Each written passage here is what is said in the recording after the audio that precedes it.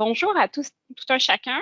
Merci d'être avec nous ce matin. Je suis très heureuse de vous voir en grand nombre et surtout de voir des visages qui ne me sont pas parents. Donc, merci pour votre intérêt. J'espère qu'aujourd'hui, l'atelier répondra à vos besoins et qu'elle suscitera une réflexion, à tout le moins un intérêt. Je me présente, Constance Denis, je suis conseillère pédagogique à Immersion avec mon collègue Félix Arguin, qui est coordonnateur. Aujourd'hui, on a la chance d'avoir avec nous Marco, que j'ai découvert, qui est vraiment une personne très agréable.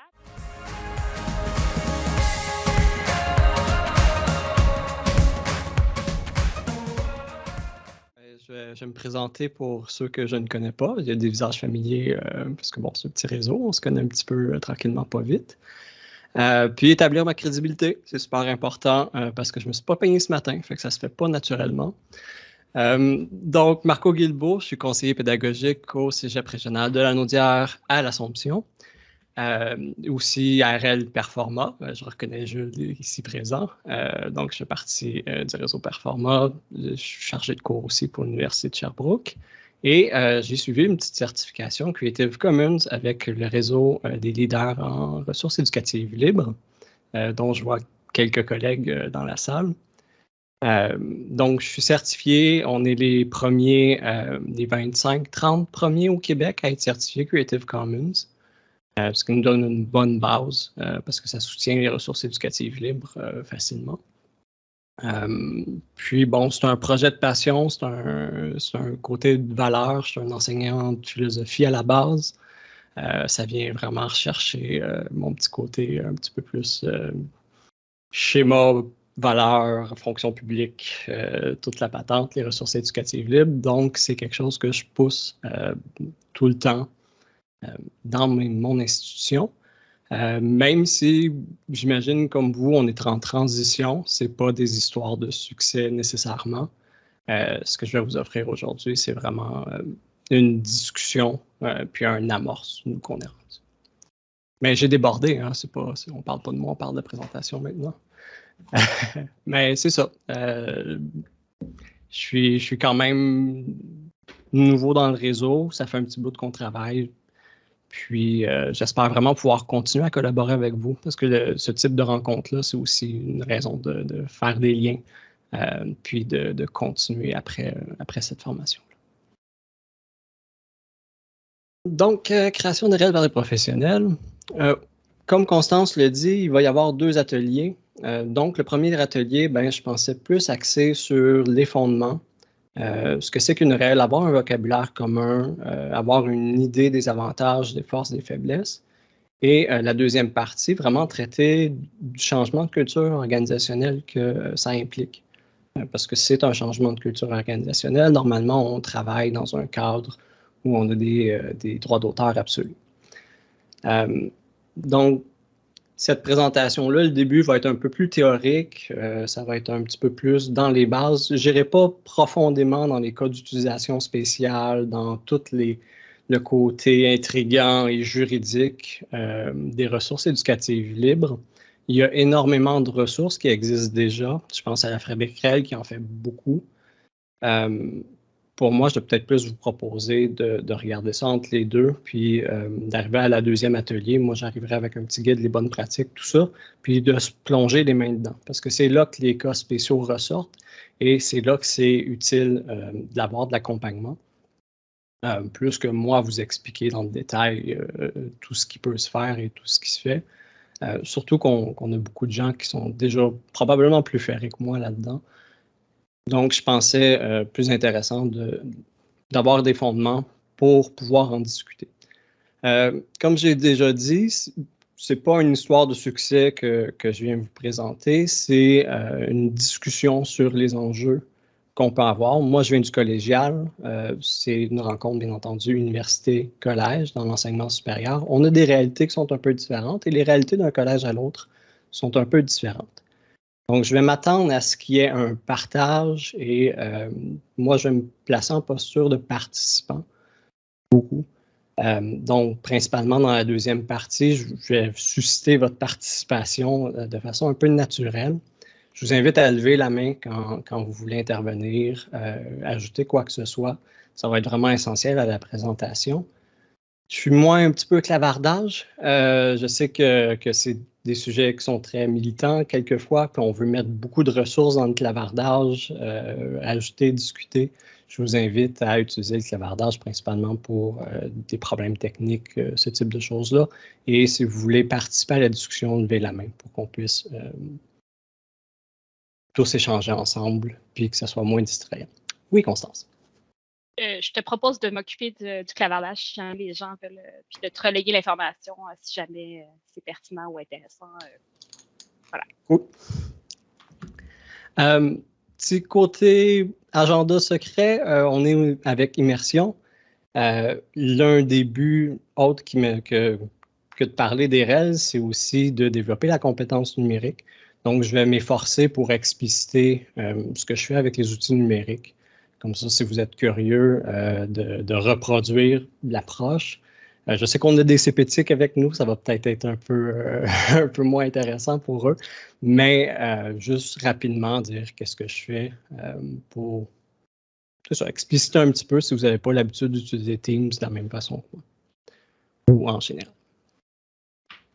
Donc, voilà, sans plus tarder, on va rentrer dans le vif du sujet. Les fondements. J'espère que vous avez bien déjeuné ce matin. Les fondements, c'est avoir une bonne base commune où on peut vraiment parler le même langage ou se comprendre entre nous pour pouvoir construire par-dessus. Comme j'ai déjà dit, la visée, ce n'est pas de faire de vous des experts en REL nécessairement, mais d'être capable de réfléchir l'objet, de le réfléchir communément et de le communiquer aux autres pour initier un changement de culture. Premièrement, tout CR. Hein? Si vous avez travaillé un petit peu dans le domaine, il y a les ressources en accès libre, donc en libre à l'accès. C'est plus dans le domaine universitaire, on voit moins ça dans le domaine collégial. Le libre accès consiste à donner un accès gratuit et limité aux publications et aux données de recherche. C'est plus dans l'angle de recherche. C'est pour pallier à la problématique des grandes maisons d'édition qui cachent toutes derrière des murs payants. Si vous êtes présentement dans une université, vous le voyez moins, le service de votre bibliothèque fait un énorme travail pour vous inscrire et tout ça.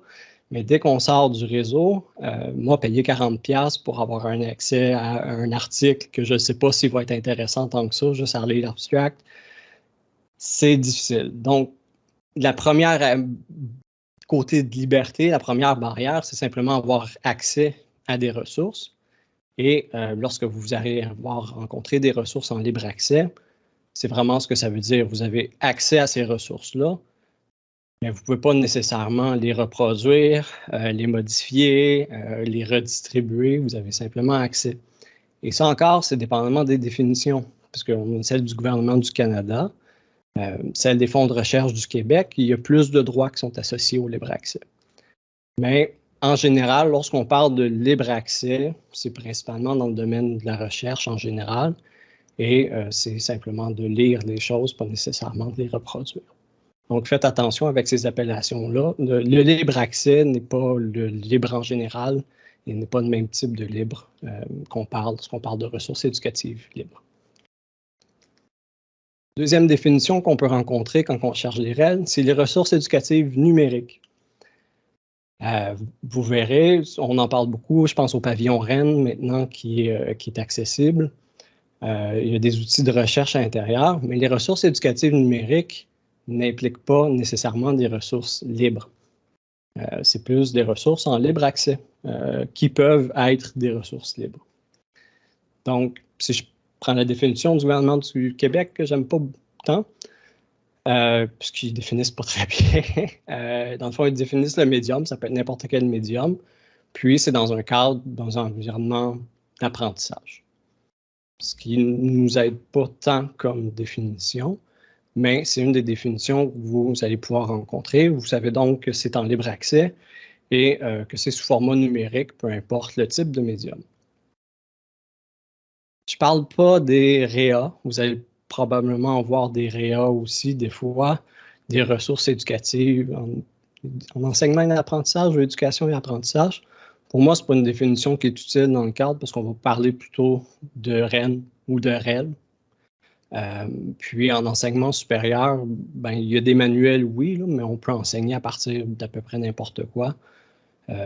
Moi, j'adore le vidéo « Je suis beau » qui est une chanson humoristique où, ben, quand j'enseignais la philosophie 1, ben, je passais ce petit bout de vidéo-là en classe pour expliciter le sophisme de lien causal.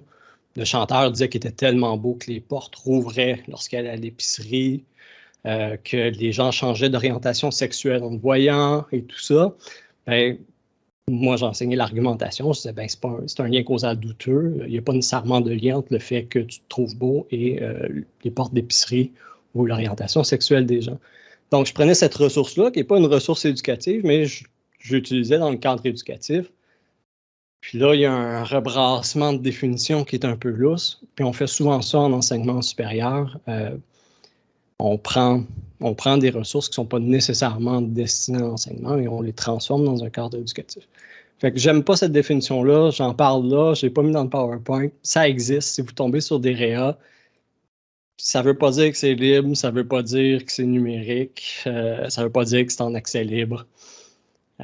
C'est une drôle de définition qui se promène. Et, de notre sujet d'aujourd'hui, des ressources éducatives libres, il y a quelqu'un qui a fait ça mieux que moi pour expliquer, et c'est la Fabrique REL. Je vous présenterai la petite vidéo qu'ils nous ont produit sur la question, puisqu'elle est extrêmement claire et elle est vraiment bien faite. C'est vraiment l'idée que le libre est beaucoup plus libre que le libre accès. On peut vraiment faire beaucoup de choses. Et ce que je trouve intéressant avec les ressources éducatives libres, c'est que oui, on a cette définition-là qui change un petit peu. Comme on peut le voir avec la définition sur le site de l'UQAM, on inclut la recherche, pas juste les ressources éducatives. La recherche est là. Parce que dans l'enseignement supérieur, on ne fait pas tant de distinction entre le côté éducatif et le côté recherche. On utilise des recherches de façon éducative dans notre cours, on fait lire des articles à nos étudiants, on l'emploie vraiment dans la même catégorie d'utilisation. C'est normal pour eux de rajouter recherche. On s'éloigne de la définition pure, mais dans la pratique, la distinction est moins pertinente du côté éducatif pour l'enseignement supérieur, chose qui serait impensable pour le primaire, par exemple.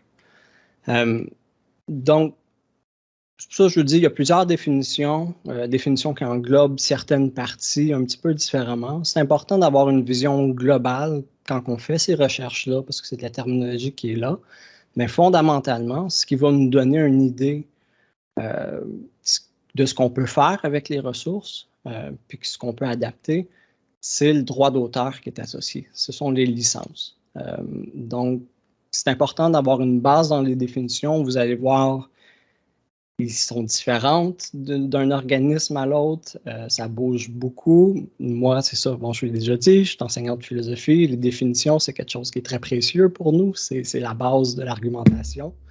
Ça me chicote à toutes les fois, mais c'est pas grave parce que dans le fond, il faut porter attention au droit d'auteur une fois qu'on a l'idée globale de la chose. Le droit d'auteur. Bon, le droit d'auteur au Canada,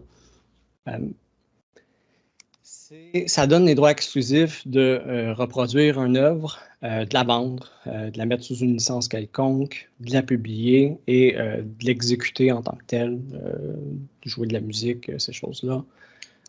C'est tout ce qui donne un droit exclusif au créateur de le faire.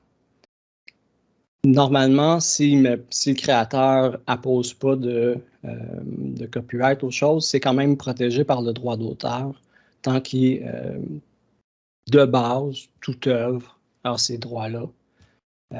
Donc, c'est pour ça que c'est important d'avoir les licences puis de regarder les licences. Si vous ne voyez pas la licence sur une œuvre que vous voulez utiliser, elle est probablement protégée par un droit d'auteur et vous ne pouvez probablement pas rien faire avec.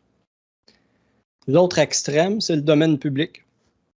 Le domaine public, c'est toutes les œuvres sans originalité, données factuelles, des listes, des choses vraiment de base.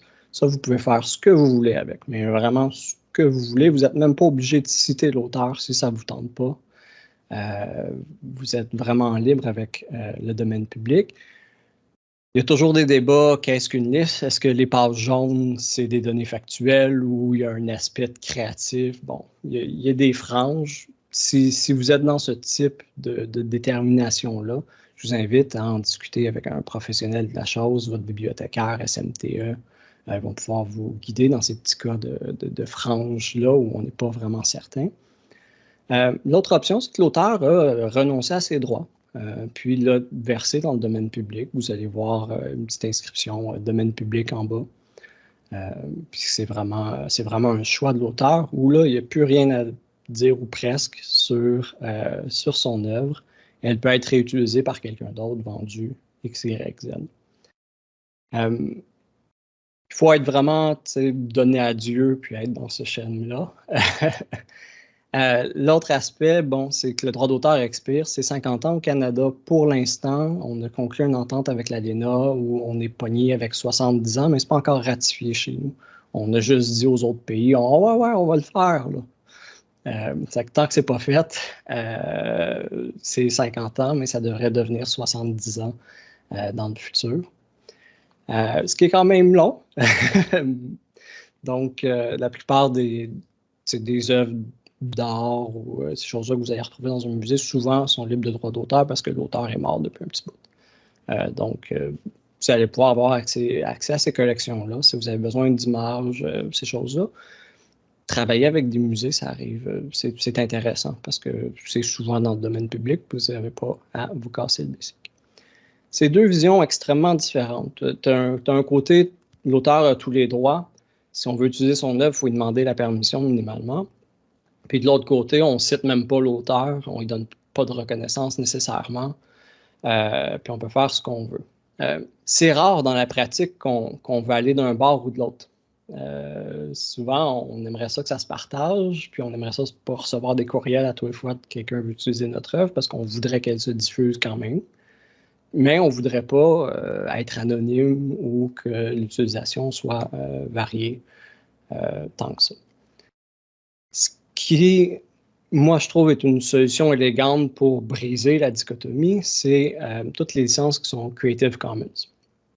Il y en a d'autres, comme le vidéo de la fabrique l'explicitait, il y a d'autres formes de licences. Moi, j'aime bien Creative Commons parce que c'est une solution élégante qui reste dans le droit d'auteur en tant que tel. Tout ce que ça fait, c'est que ça permet de diviser le droit d'auteur puis de l'expliciter à tout le monde sous des standards. Bon, c'est quoi qu'on fait. Mais ça reste dans la loi sur le droit d'auteur. On a une protection légale, on passe par les tribunaux, on fait tout le même processus que des démarches en droit d'auteur. Puis on est protégé par nos lois. C'est vraiment intéressant. Ça fait 20 ans que mondialement, c'est opéré Creative Commons. Ils sont aussi du côté de l'activisme. Ils font des représentations à l'UNESCO, ils font des représentations un peu partout. C'est un organisme qui se développe et qui tend à faire la promotion des valeurs du libre. Puis ça fait longtemps qu'ils sont là. On peut dire que c'est un standard qui est reconnu. Si vous avez à choisir une licence et que vous ne voulez pas laisser tous les droits ou garder tous les droits, je vous encourage fortement à utiliser les licences Creative Commons. Pour moi, c'est vraiment le choix numéro 1. C'est reconnu mondialement. Les licences Creative Commons, bon, il y a plusieurs cas d'usage. Je vais passer vite, mais il y a des cas de frange, il y a des petites particularités. Je vous invite toujours, avant d'utiliser une licence Creative Commons, lorsque vous créez des ressources, à bien lire. Normalement, comme dans ma présentation en bas, il y a un CC by NCSA. Vous pouvez cliquer dessus. Dans les œuvres qui suivent les bonnes pratiques, normalement, ça va vous référer au site de Creative Commons avec une définition, puis tout ce qui est dedans. Mais En gros, le tableau de la fabrique est vraiment intéressant. Vous pourrez d'ailleurs aller Fabrique REL sous l'onglet licence. Il y a vraiment une belle explication de tout ce qu'on peut faire. En gros, si vous mettez Creative Commons, vous vous attendez à ce qu'il y ait un certain... faut citer la personne et que vous vous inscrivez dans le libre, mais pas nécessairement. Il y a 4 grands axes. Il y a le premier grand axe qui est by, c'est-à-dire de dire qu'il peut être réutilisé, retraduit, puis il faut le citer, super important. Il y a SA qui est partagé dans les mêmes conditions. Ça, c'est le côté plus militant de Creative Commons. C'est pour ça que je disais il y a un côté activiste aussi dans ces licences-là, si vous voulez. SA, ça vous permet que votre œuvre va être repartagée avec les mêmes licences Creative Commons ou qui restent compatibles. NC, qui est l'usage non commercial des licences, si vous ne voulez pas que quelqu'un profite monétairement de votre travail, vous pouvez apposer un NC. Et ND, qui tombe dans le non libre, qui est bon. On ne peut pas modifier nécessairement l'œuvre. On peut retenir, réutiliser, redistribuer cette œuvre-là, mais on ne peut pas la modifier en tant que telle puis faire quelque chose de nouveau avec. Donc, c'est avec tous ces critères-là, on va pouvoir, comme on le voit dans le tableau, aller de très libre, de cite-moi, c'est tout ce que je demande dans ma vie, à touche-y pas trop, vends-les pas, puis on reste là, mais puis cite-moi. C'est une belle solution, je trouve, au problème d'avoir tous les droits d'auteur ou aucun droit d'auteur. Puis ça partage un petit peu les valeurs du libre en arrière avec le SE, qui est très, très, très important. Donc, on va les passer vite. CC BY, bon, c'est une utilisation commerciale autorisée. Vous pouvez faire ce que vous voulez avec. La modification remix utilisée, vous pouvez retravailler. C'est de base. Vous allez utiliser cette licence-là si vous voulez que votre œuvre soit partagée le plus possible. Si votre but de production, c'est que ça circule, c'est votre licence Creative Commons qui va s'assurer que ça circule le plus possible. C'est probablement pourquoi que la fabrique, toutes les œuvres sont CC BY et non pas CC BY NC ou CC BY SE. C'est pour propager le message que c'est une bonne idée puis que tout le monde puisse l'utiliser le plus possible. CC BY SE, qui est la version, les versions dérivées, bon, doivent conserver la licence originale ou compatible. C'est le côté un petit peu plus militant. Ou si moi j'utilise une œuvre, puis je la modifie, puis tout ça, puis je mets ça dans ma nouvelle œuvre, ma nouvelle œuvre va devoir conserver le même niveau de licence et être sous licence Creative Commons. Ça peut être utile, ça, dans certains cas. BY NC, c'est une utilisation non commerciale. Là, le libellé n'est pas clair. Je tiens à vous avertir d'avance. Le non commercial, c'est à but principalement commercial. Donc, c'est à faire attention. Si votre but est principalement commercial, c'est non. Mais il y a un flou. Si ce n'est pas principalement commercial, mais vous recevez un petit cachet sur le coin de la table, est-ce que je peux m'en servir quand même? Il y a un certain flou où ça va être d'un côté d'interprétation. Dans tous les cas, si vous n'êtes pas certain, contactez l'auteur.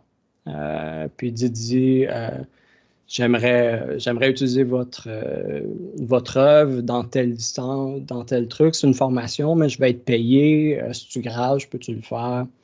Puis, gênez-vous jamais. L'auteur peut vous donner certaines permissions spéciales. Donc, faites attention à NC. Puis, c'est même chose, c'est monétaire. Hein, c'est vraiment transaction monétaire, même si c'est pour une œuvre de charité, même si vous faites ça dans un contexte où vous dites, c'est public, c'est des fonds publics, c'est pas grave, on va ramasser des fonds pour la fondation du cégep puis aider les jeunes. C'est monétaire. Vous n'avez pas le droit, même si c'est pour de la charité. Donc, faites attention à ce petit côté-là. C'est pourquoi plus que vous mettez de restrictions, moins il y a de chances que votre œuvre soit partagée et réutilisée. Donc, faites bien attention à votre intention initiale. Plus vous mettez de choses, plus qu'il y a certains petits détails qui peuvent accrocher. Des fois, les gens, au lieu de se casser la tête, de vous envoyer un courriel, d'aller chercher un avis externe, ils vont simplement passer à une autre ressource. Donc, faites attention dans les ressources que vous mettez. By NCSA, ben c'est non commercial, mais que ça va rester non commercial pour l'ensemble de l'œuvre. Et ça va être remixé et republié avec le côté non commercial. ND, ce qui est la plus restrictive, c'est que vous ne pourrez pas faire de modifications dérivatives. Vous pouvez quand même retenir, réutiliser et redistribuer, mais c'est vraiment plus serré. Puis, même chose avec le non commercial. Donc, vous avez tous ces facteurs-là que vous pouvez jouer avec, moduler. C'est pourquoi je vous invite vraiment à utiliser des licences Creative Commons. Ça vous laisse beaucoup plus de choix. Petit cas de figure, puisque je parle beaucoup, puis c'est quand même gros. Disons que vous voulez partager votre création sous licence Creative Commons, mais vous voulez qu'elle reste quand même intacte et vous ne voulez pas que quelqu'un profite financièrement de cette création-là. Quelle licence devriez-vous utiliser? Je vais utiliser l'outil sondage de Teams pour faire répondre à cette question-là. Bon, pour l'utiliser, il faut que je sois présentateur et que ce soit rajouté dans l'équipe. Et je vais de démarrer. Vous devriez voir ça apparaître.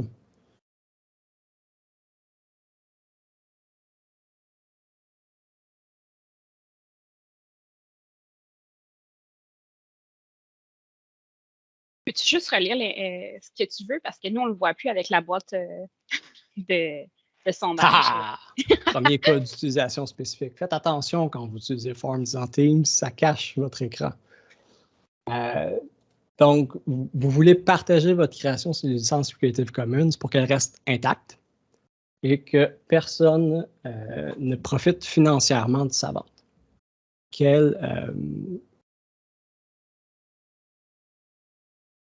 vais peut-être copier le lien pour la fabrique.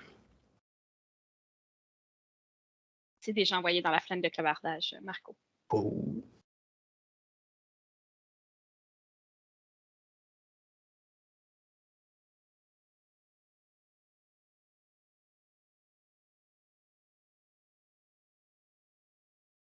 Parfait. Donc, les réponses commencent à rentrer tranquillement. C'est pour ça que je vous dis, il y a des cas d'utilisation spécifiques. C'est toujours de penser à l'intentionnalité parce qu'on a des choix.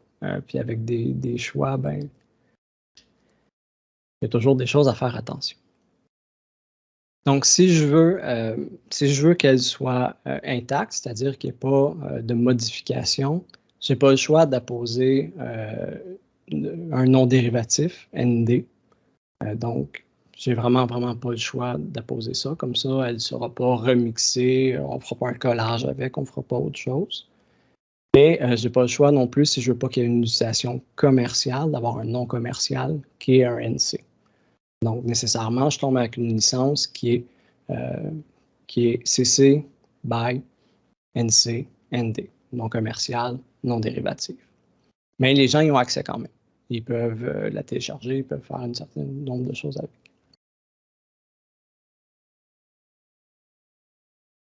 Deuxième petite question, cette licence-là, est-ce que c'est une licence qui est considérée comme étant libre?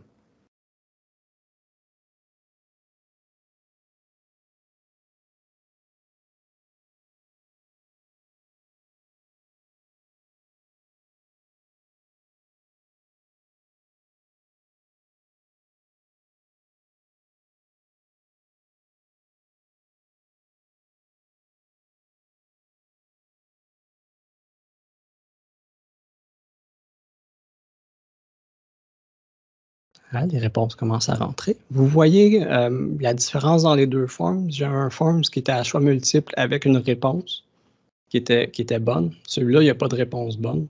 Vous avez le choix quand vous créez le forms, ce qui est intéressant de l'outil. Je pourrais aussi bloquer que vous voyez les résultats en temps réel.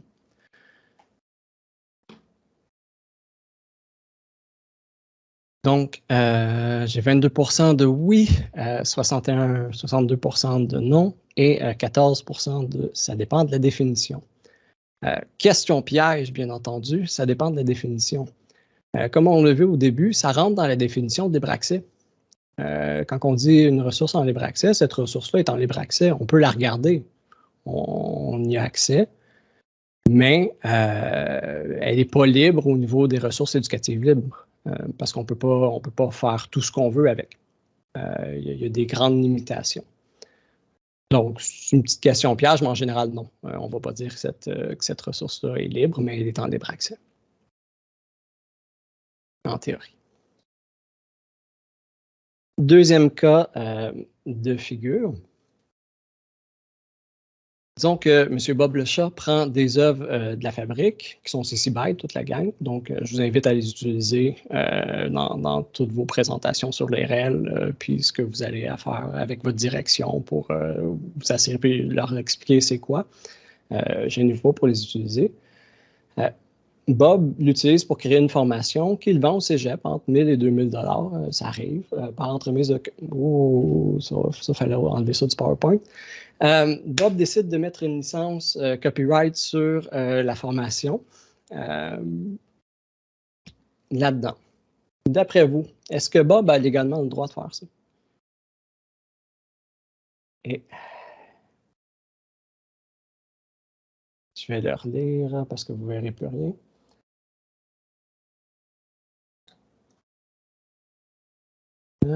Bob le chat prend des œuvres de la Fabrique Réelle qui sont en CC BY pour créer une formation qu'il vend au cégep. Et Bob décide de mettre une licence copyright sur sa formation. Est-ce qu'il a le droit?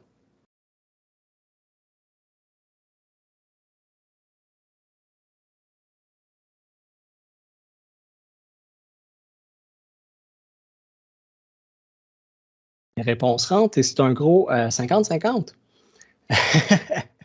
C'est là qu'on voit dans les cas d'utilisation où on se pose la question. La réponse est oui. Oui, il a le droit. Il n'y a vraiment pas de problème.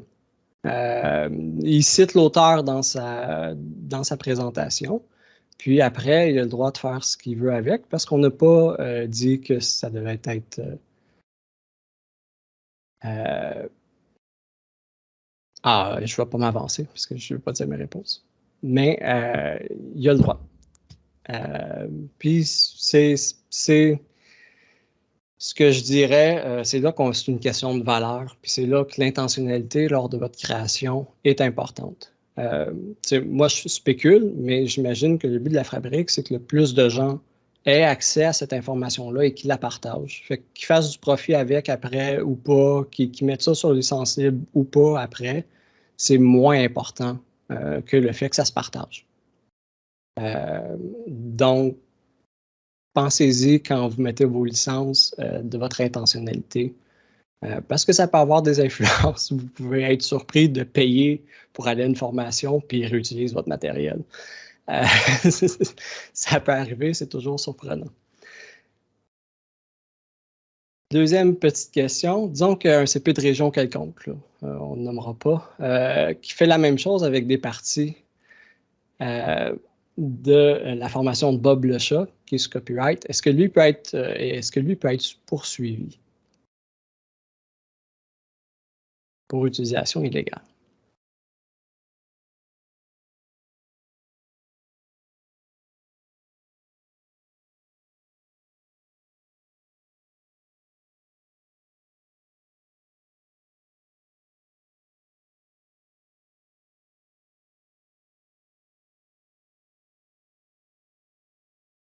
Les réponses commencent à rentrer tranquillement.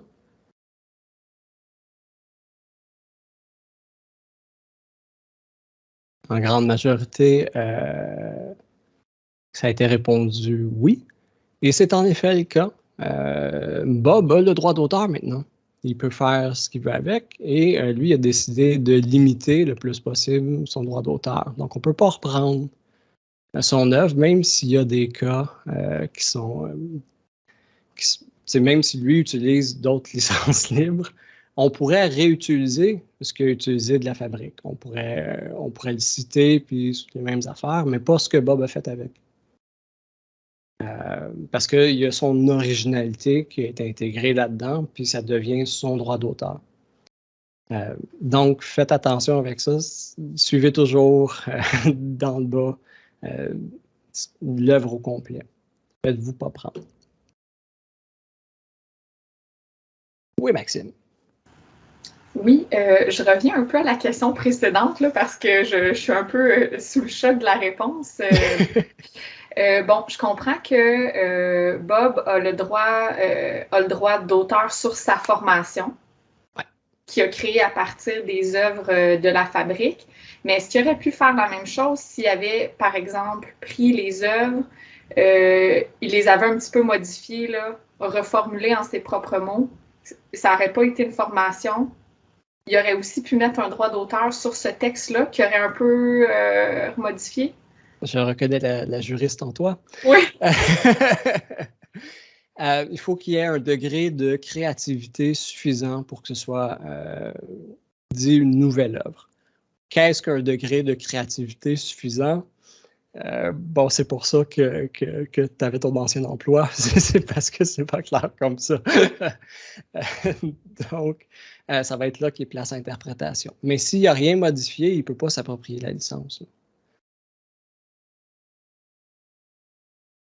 Donc, c'est ça. C'est des petits cas de figure.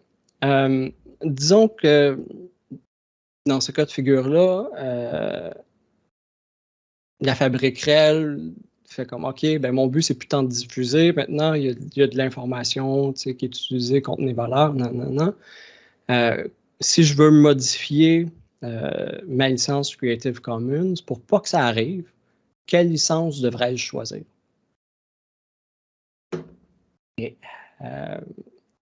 j'avais démarré le petit sondage. Si vous avez 2 écrans, regardez un petit peu la liste des licences.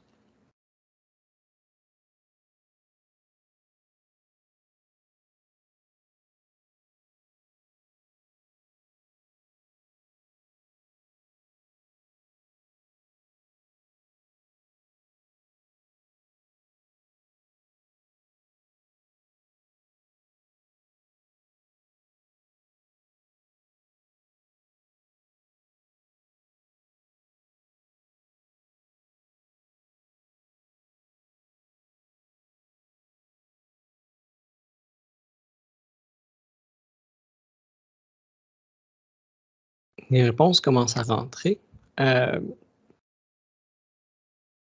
C'est l'élément essentiel là-dedans, c'est le fait qu'il n'y ait pas une utilisation commerciale de la licence. Donc, tout ce qui n'est pas une utilisation commerciale, c'est NC, non commercial. Donc, toutes les licences qui ont ça dedans vont empêcher Bob de revendre sa formation. Ce qui est non dérivatif, c'est que Bob ne pourra pas transformer nécessairement ce qu'il a pris de la fabrique. Ceci dit, il peut le prendre tel quel, faire sa formation, puis le vendre pareil. Donc, il y a moins de droits, mais il y a quand même le droit de vendre cette formation-là. Donc, ce n'est pas tant limitatif, ça n'implique pas l'utilisation commerciale, ça implique juste de ne pas remixer l'œuvre originale. Et Constance.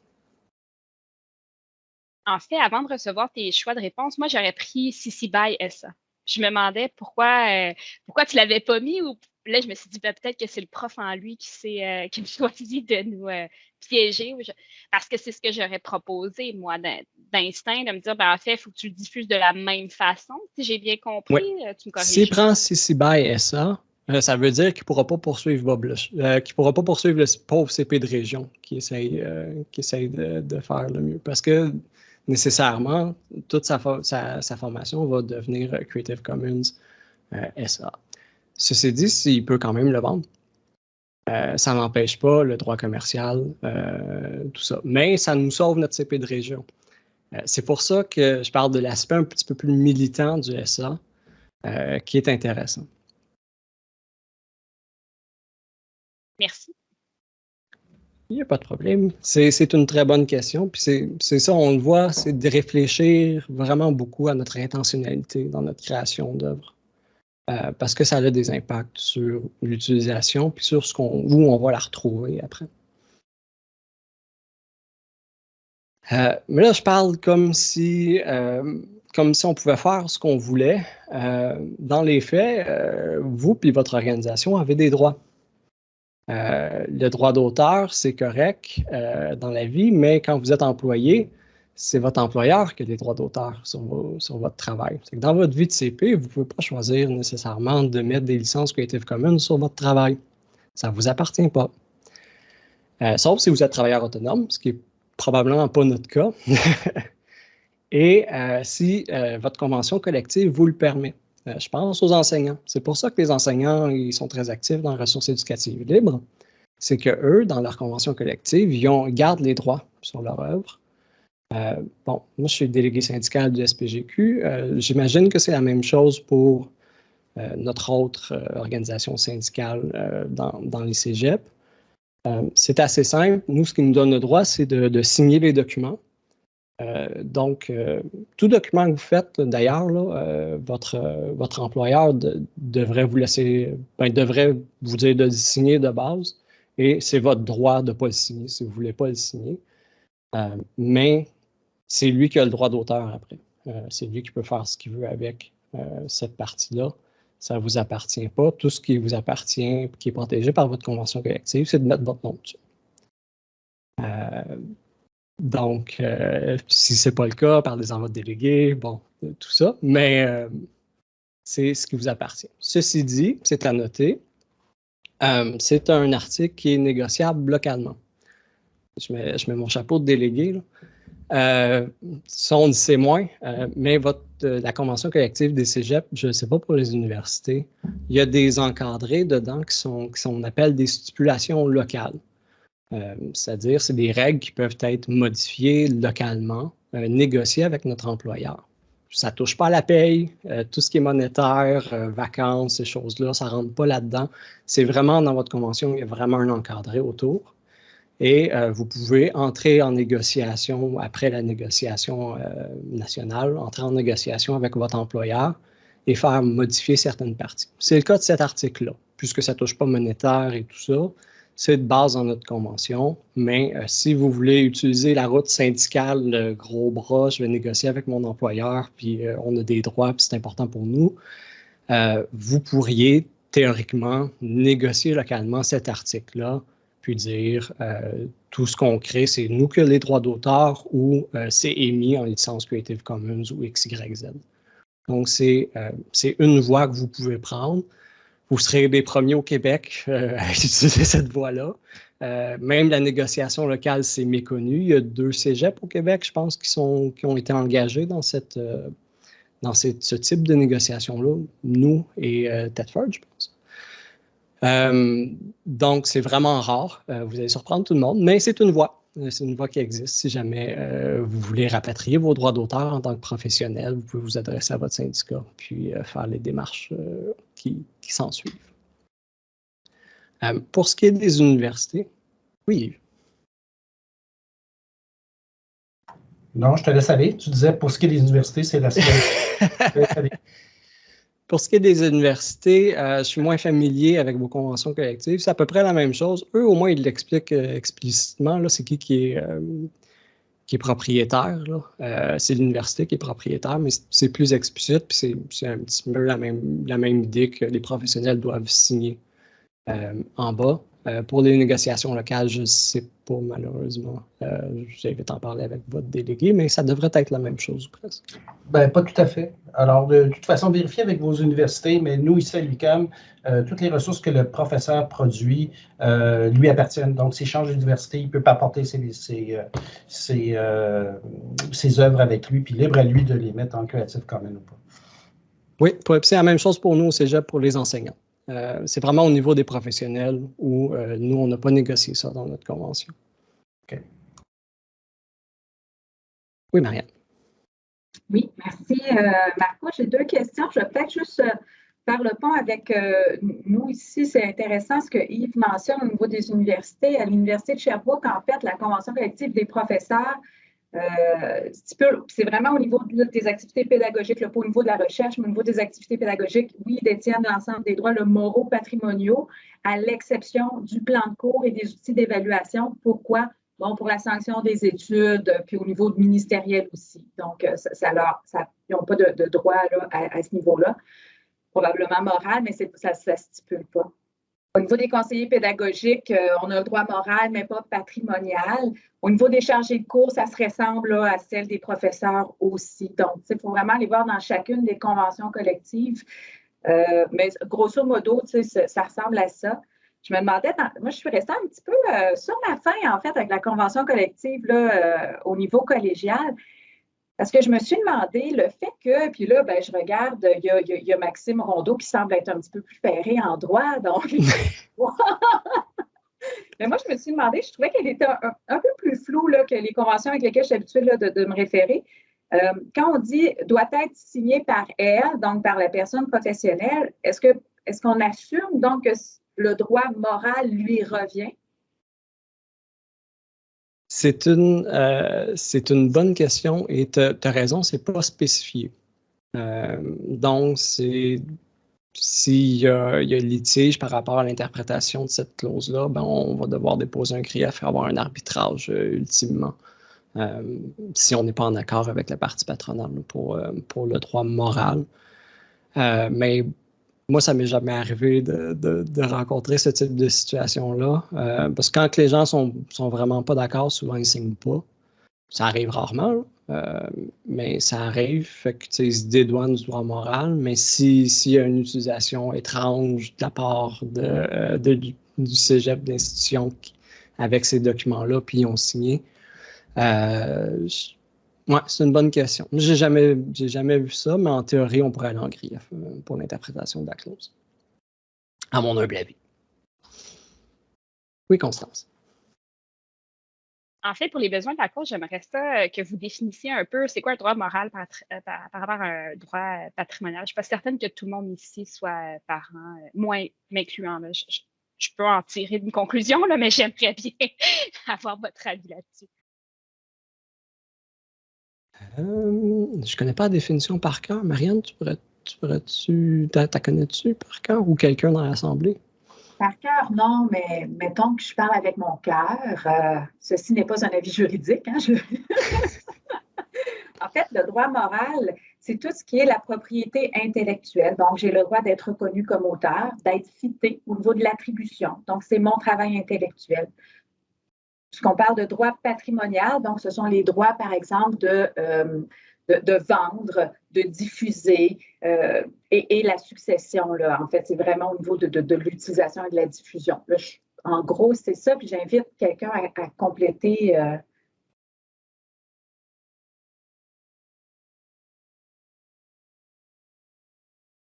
Maxime, allez-y. Oui, j'attendais l'intervention de Marco. Mais en fait, pour en ajouter là, un peu de mon côté aussi, c'est pas un domaine de droit dans lequel j'ai pratiqué, mais le droit moral, ça peut aussi impliquer en fait que l'œuvre soit diffusée en respectant une certaine qualité. Là. Par exemple, si vous produisez un document puis que le cégep le diffuse, puis que, excusez mon vocabulaire, là, mais que sur un papier, ça a l'air un torchon, ben pour une œuvre, pour un auteur, ça peut affecter son droit moral, justement, dans cette œuvre-là. Donc, c'est d'avoir le droit que notre nom soit apposé sur l'œuvre quand on a créé cette œuvre-là, même si les droits appartiennent à l'employeur. Donc, on reconnaisse en quelque sorte notre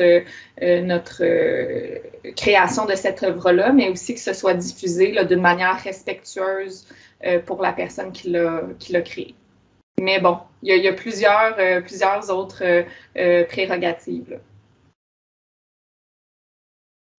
Oui, puis qui viennent modifier avec certaines licences. Mais comme Maxime l'a dit, il y a un côté intentionnalité de l'œuvre. Si on mutile l'œuvre, de la distribuer, déchirer avec notre nom, si on dénature l'œuvre aussi, disons que vous faites quelque chose d'anti-nazi, puis l'extrême droite fait des mimes avec nazistes, avec des enfants qui brûlent à l'Holocauste, puis votre nom, puis votre œuvre. Il y a un droit moral là-dedans, même si vous avez laissé le droit de remixer l'œuvre puis de faire ce que vous voulez avec. Si on dénature complètement l'œuvre, vous pouvez avoir quand même des recours par rapport au droit moral pour l'intentionnalité. Mais là, on tombe dans un débat judiciaire un peu plus serré. Mais c'est ça, il y a ces aspects-là du droit moral. Oui, Catherine. Oui, j'ai une question. Nous, sur nos documents, on met le nom de notre service. Est-ce qu'on peut aussi mettre le nom du bureau d'appui pédagogique ou est-ce qu'on serait mieux de mettre le nom des conseillers? Selon votre convention collective, vous devez signer en tant que personne. On n'a pas de convention collective en tant que conseiller pédagogique. Excusez-moi, j'ai manqué la fin. Je suis désolé. On n'a pas de convention collective en tant que conseiller pédagogique. Ah non? Vous travaillez où? Je me permets. Pardon? À Polytechnique, on a une association de cadres et professionnels, mais on n'a pas de.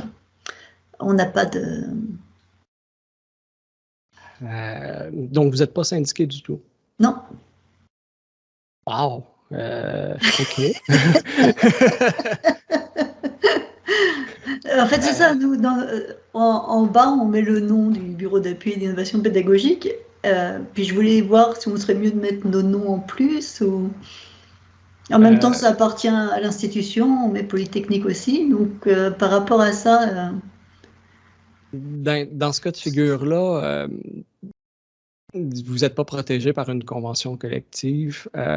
Donc, je pense que ça appartient à l'employeur, mais je ne pourrais pas m'avancer sur cet avis légal. J'en sais pas assez, autre que vous dire, ben, le syndicalisme, c'est le fun. Si jamais vous voulez, il y a des périodes de maraudage. Mais... Non, je suis tournée très bien, on est.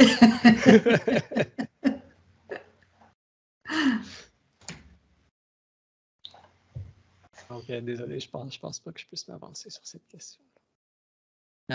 Donc, c'est ce qui serait le tour, je pense, de la question sur les conventions collectives puis vos droits normés avec votre institution.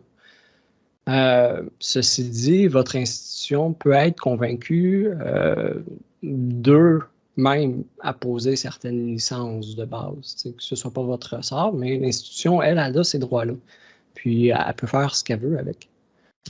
La salle non plus. En tout cas, je ferai pas de maraudage aujourd'hui, mais ça,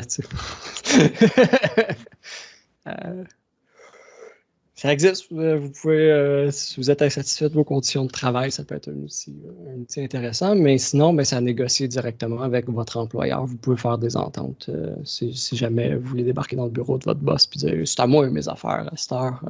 Non, pas du tout. On n'est pas comme ça. On donne tout à la collectivité, on s'en fiche, on n'a pas d'ego. Moi, Marco, j'ai envie de rebondir là-dessus, puis Marianne, ou même toi, vous pourriez rebondir, là, mais je pense que ce serait vraiment intéressant de creuser cette question-là avec votre employeur ou l'équipe de CP, parce que je pense que c'est la montée des REL peut venir être intéressante. Puis je pense que quand on appose notre nom à titre de professionnel, ça donne aussi, là, je me souviens, un rayonnement à notre institution, forcément, mais aussi ça pèse dans la balance. Si c'est Ticoun qui l'a fait ou bien si c'est quelqu'un, un CP qui a une formation XY en évaluation, donc ça va venir un peu aussi donner du poids à ce que la personne pourrait publier. Puis moi, je sais que, par exemple, si je trouve un document qui n'est pas signé, qui est signé uniquement au nom d'un service, je trouve ça dommage parce que j'irais suivre ce filon-là de qui a produit ça, puis qu'est-ce qui a produit, qu'est-ce qu'il y a autre chose, puis peut-être votre carrière, je ne sais pas, là, un jour, vous allez faire des communications ailleurs ou bien vous allez changer d'institution. Et puis, je trouve que c'est le fun de pouvoir suivre une personne et donc le nom avec ses documents. Donc, je parlais pas nécessairement d'un point de vue syndicaliste, mais vraiment d'un point de vue professionnel. Donc, voilà. Oui, c'est certain que ça peut vous aider dans votre sélection, puis ça ajoute de la crédibilité. Merci. Aux œuvres qui sont reprises. Ceci dit, bon, on a des droits limités, mais vous, en tant que personne professionnelle, si vous voulez convaincre de libérer ces droits-là, que votre institution les libère, puis pas passer nécessairement par une voie syndicale forte, c'est important de regarder un petit peu pour nous quels sont les avantages d'utiliser des ressources éducatives libres. C'est important d'avoir cette idée-là. Ben, de base, là, ça s'inscrit dans un système de valeurs qui vise le bien commun, qui est à peu près le même système pour la plupart des collèges publics, des institutions publiques en général. On s'inscrit dans un projet éducatif avec de l'argent du gouvernement qui est donné par des gens qui travaillent fort, puis toute la patente.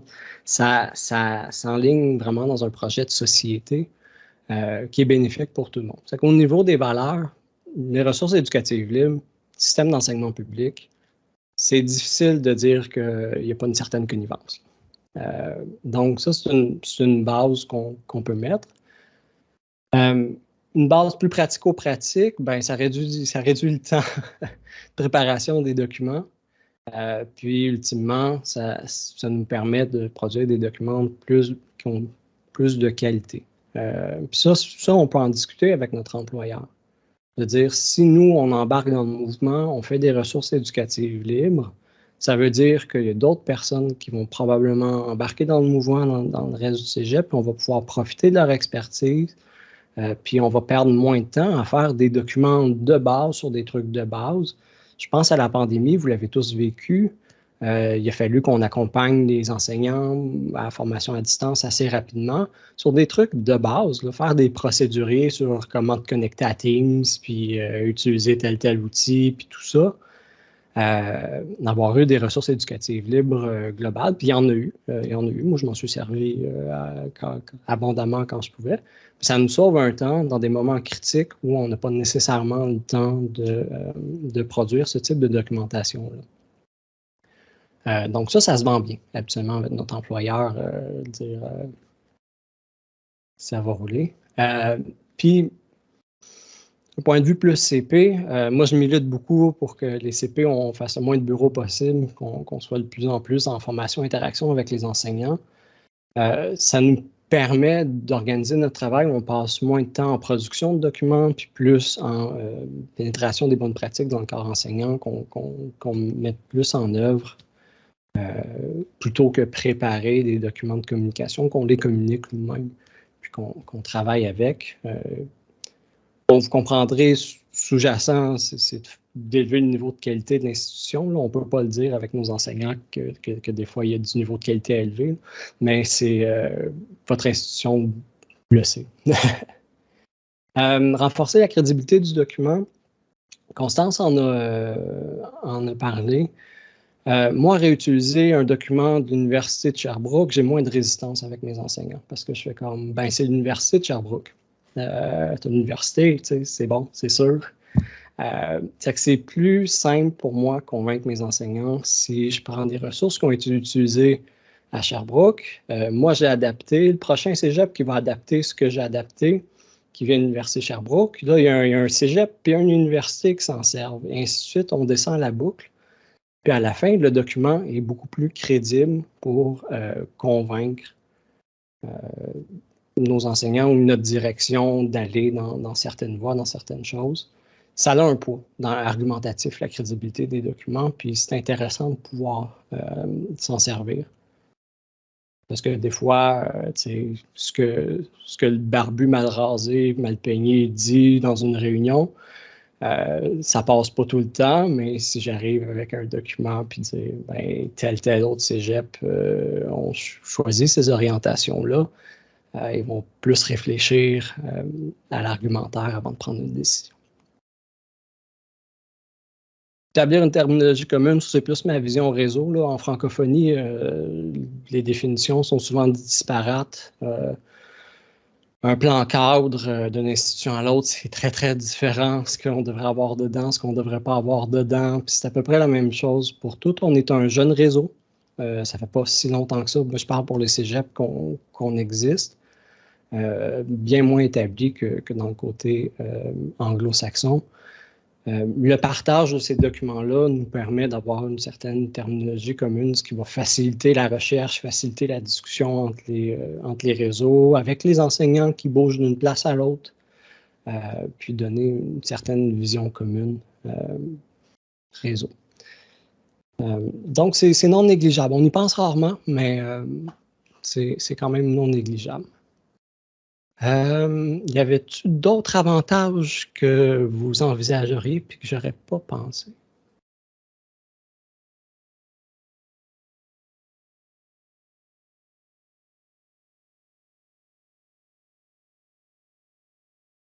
Oui, Marianne.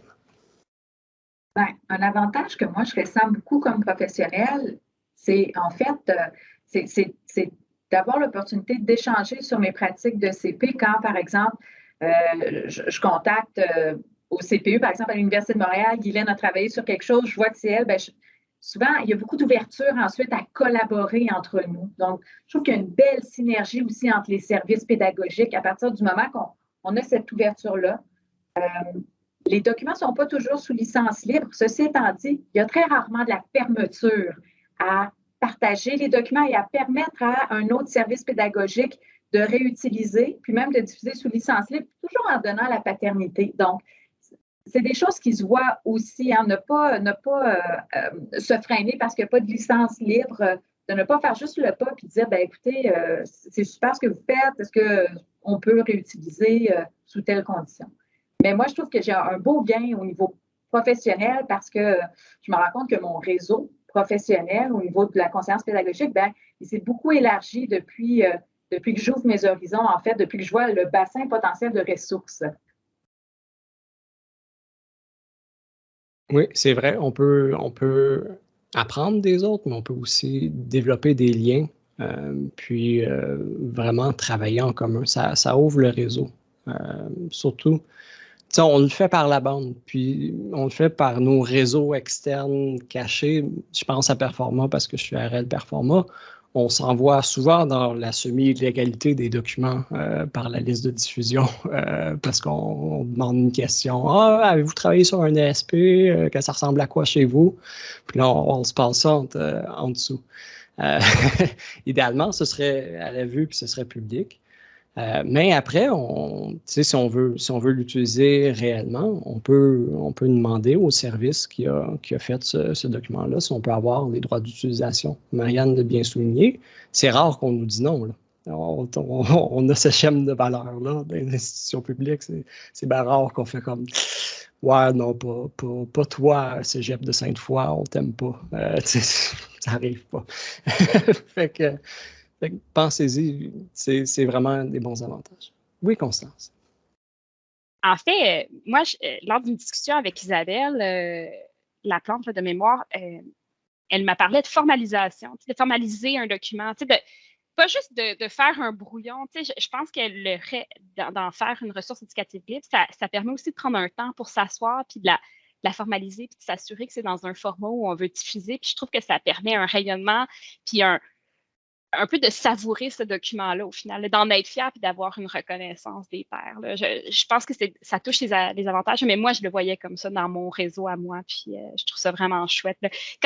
Puis, je ne sais pas si c'est des avantages, j'ai plus la page sous les yeux, mais nous, on a fait un document sur la formation à distance, justement, puis quand j'ai encore des gens qui nous renvoient ce document-là en disant « Ah, c'est ton nom », je trouve ça vraiment chouette. Je trouve ça chouette de constater où est-ce que s'en va ce document-là et que les gens le consultent. On dirait que ça valorise le temps qu'on a pu mettre sur ce document-là alors qu'on était dans l'urgence. Ben, ça me donne un petit baume sur le cœur. Voilà.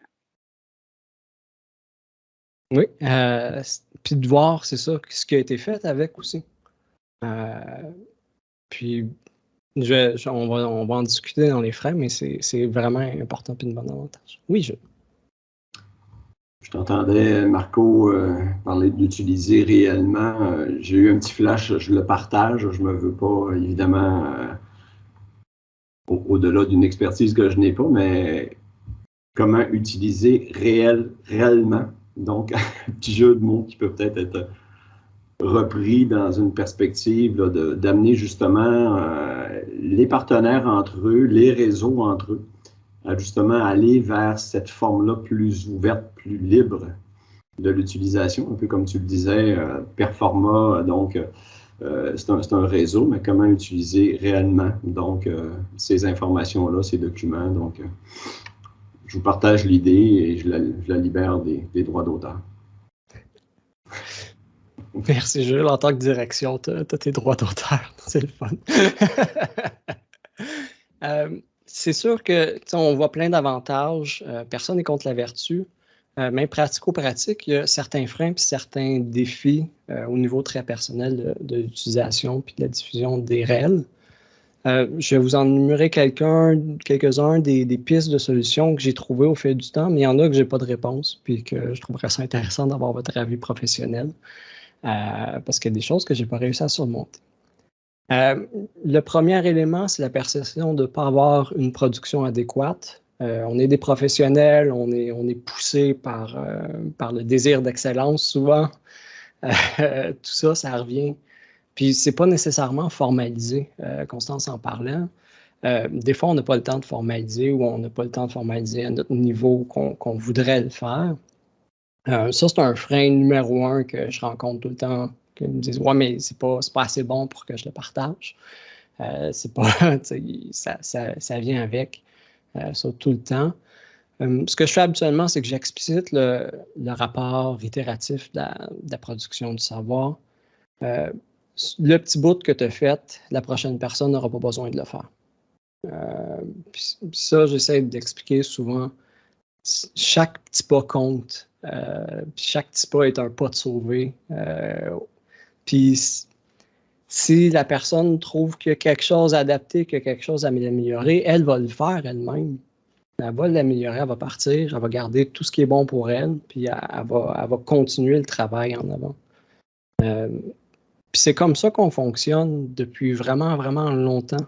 Je ne sais pas d'où est arrivée cette espèce d'idée qu'on n'avait pas un rapport itératif au savoir, mais c'est comme ça qu'on avance.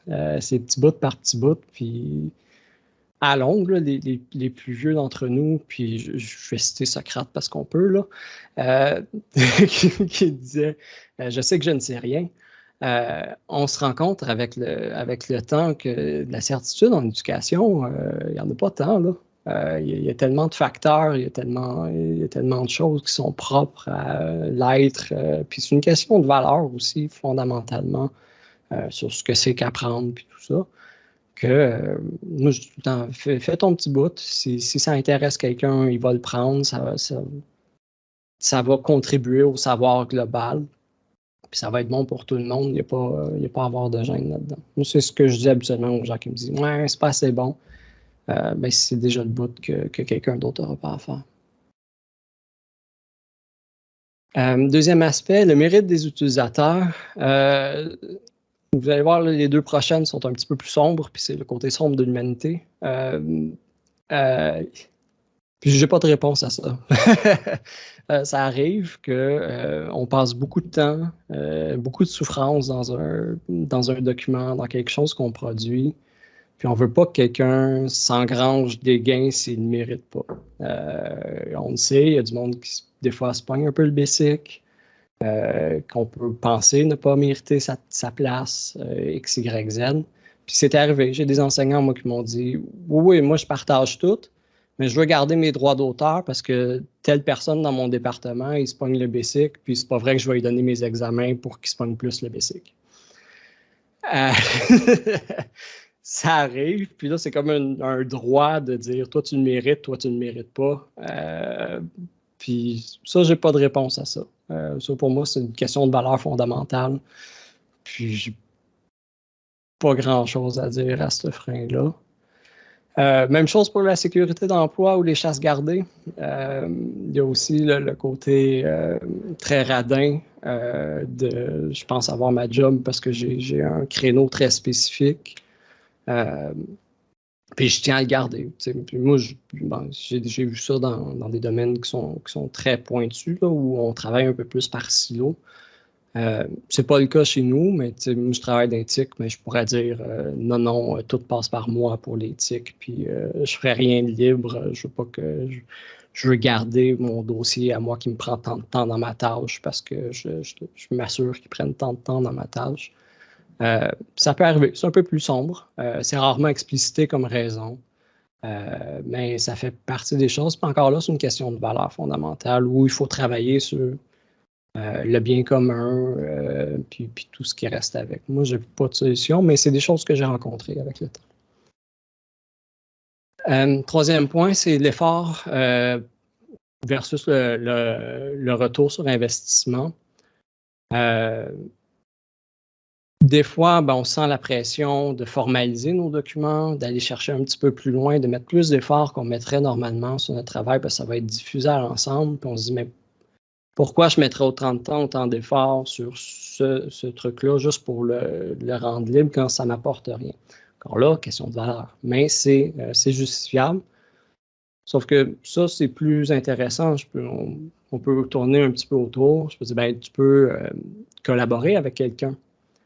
Marianne l'avait explicité que dans le réseau, on a des sommités, on a des gens qu'on peut entrer en communication, on peut entrer en réseau. Ça ne nous empêche pas de demander les permissions à tout le monde puis arriver comme co-auteur. Moi, c'est un problème que j'ai. J'aime ça l'oralité, mais j'écris mal. J'aime pas écrire. C'est extrêmement souffrant. Il y a du traumatisme en arrière. Quand j'ai des documents écrits à faire, j'ai moins tendance à les mettre libres parce que l'effort pour moi que ça implique, ça me tente moins. Mais ceci dit, je peux demander à une collègue qui écrit super, super bien puis qui est à l'aise de co-signer avec moi. Puis, elle va chercher le côté communication écrite qui est plus fort, puis moi, je vais apporter un autre parti, puis ensemble, on fait un projet qui demande moins d'efforts, puis qui a le même retour sur l'investissement. Donc, il faut toujours y penser. Ce qui est intéressant aussi, puis on l'a mis, c'est de voir qui a fait quoi avec notre œuvre, puis reprendre notre œuvre bonifiée. Ça, c'est une vision, ça, c'est une question de valeur, c'est un peu plus mercantile comme argument. Pas mercantile, mais production. Ça, on ne veut pas. Si vous n'avez pas tant travaillé en recherche, c'est peut-être moins évident. Ça se fait en recherche. Bon, j'ai publié un article sur la classe inversée. Si j'ai envie de repousser le truc parce que ça fait 5 ans que je l'ai écrit, de voir où on est rendu, mais je peux regarder qui m'a cité, puis aller regarder les articles plus récents. Puis là, me refaire une tête, me réactualiser sur la question. On peut faire la même chose avec les ressources éducatives libres, de dire, oui, là, tu produis de quoi, ça a l'air bon, puis tout. Mais tu peux revenir après, puis regarder, il y a quelqu'un qui a fait une infographie qui est beaucoup plus claire que ton infographie à toi, puis réutiliser ce mode de communication-là qui est plus efficace que le tien parce que tu n'avais pas eu le temps de développer une infographie que tu voulais ou c'était des champs de compétences qui étaient externes ou quelqu'un a fait une capsule avec ton document, puis là, c'est le fun, tu peux passer ton document avec la capsule, puis tu as une taux de pénétration qui est plus intéressant selon ce que l'apprenant va vouloir utiliser. Donc, ça, c'est non négligeable. On l'oublie des fois, mais l'œuvre vit après elle-même et elle évolue dans le réseau. Puis on peut toujours la réutiliser après. Un autre frein, c'est les barrières technologiques. C'est plus insidieux. Il y en a qu'on connaît, il y en a qu'on ne connaît pas. Je pense au dépôt interne. Ça, je vais prendre le temps de vous le montrer. La grande question du dépôt interne. Comme chez nous, on avait un WordPress qui était public, puis on manquait de ressources informatiques pour le mettre à jour. Puis moi, je ne suis pas webmaster, fait que c'était plus complexe pour moi. Fait qu'on a utilisé SharePoint, qui est une solution de Microsoft qui demande peu d'efforts, peu de connaissances en codage, puis en mise en œuvre. WordPress, c'est pas tant payant non plus, mais SharePoint, c'est encore plus facile. Puis ça reste à l'interne, puis c'est géré tout seul par Microsoft. Ça ne demande pas plus de travail d'une autre ressource de l'informatique et tout ça. C'est une solution qu'on a décidé d'utiliser pour mettre toutes nos œuvres, puis c'est vraiment le fun. En tout cas, j'aime vraiment ça. Je peux intégrer mes chaînes stream, puis bon, c'est plus simple pour l'enseignant de retrouver toutes les vidéos que j'ai faites, et ainsi de suite. C'est très joli, c'est très beau, ça répond à un besoin, mais ça répond à un besoin qui est interne. Même si je fais des ressources éducatives libres, puis je les mets là, les seuls gens qui ont accès à mon site, c'est ceux à qui je décide de faire le partage du site. Moi, j'ai partagé les gens internes, mais sinon, il faut que je partage, il faut que je connaisse les noms des gens à l'externe, puis leur compte Microsoft, puis que je leur partage ça. Donc, c'est une barrière technologique invisible où même si on fait du libre, s'il n'y a personne qui peut y accéder, on n'est pas plus avancé. Puis ça va devenir de plus en plus fréquent. Puis je l'ai fait en toute connaissance de cause, le SharePoint, parce que c'était la meilleure solution pour mon monde à l'interne, dans les ressources que j'avais. Donc, pensez-y bien si vous mettez en œuvre des dépôts internes, des modes de communication, d'accès aux documents. SharePoint, ça a l'air vraiment, vraiment le fun et solide. Ça répond à une partie des besoins, mais ça reste que ça freine énormément le partage pour les ressources éducatives.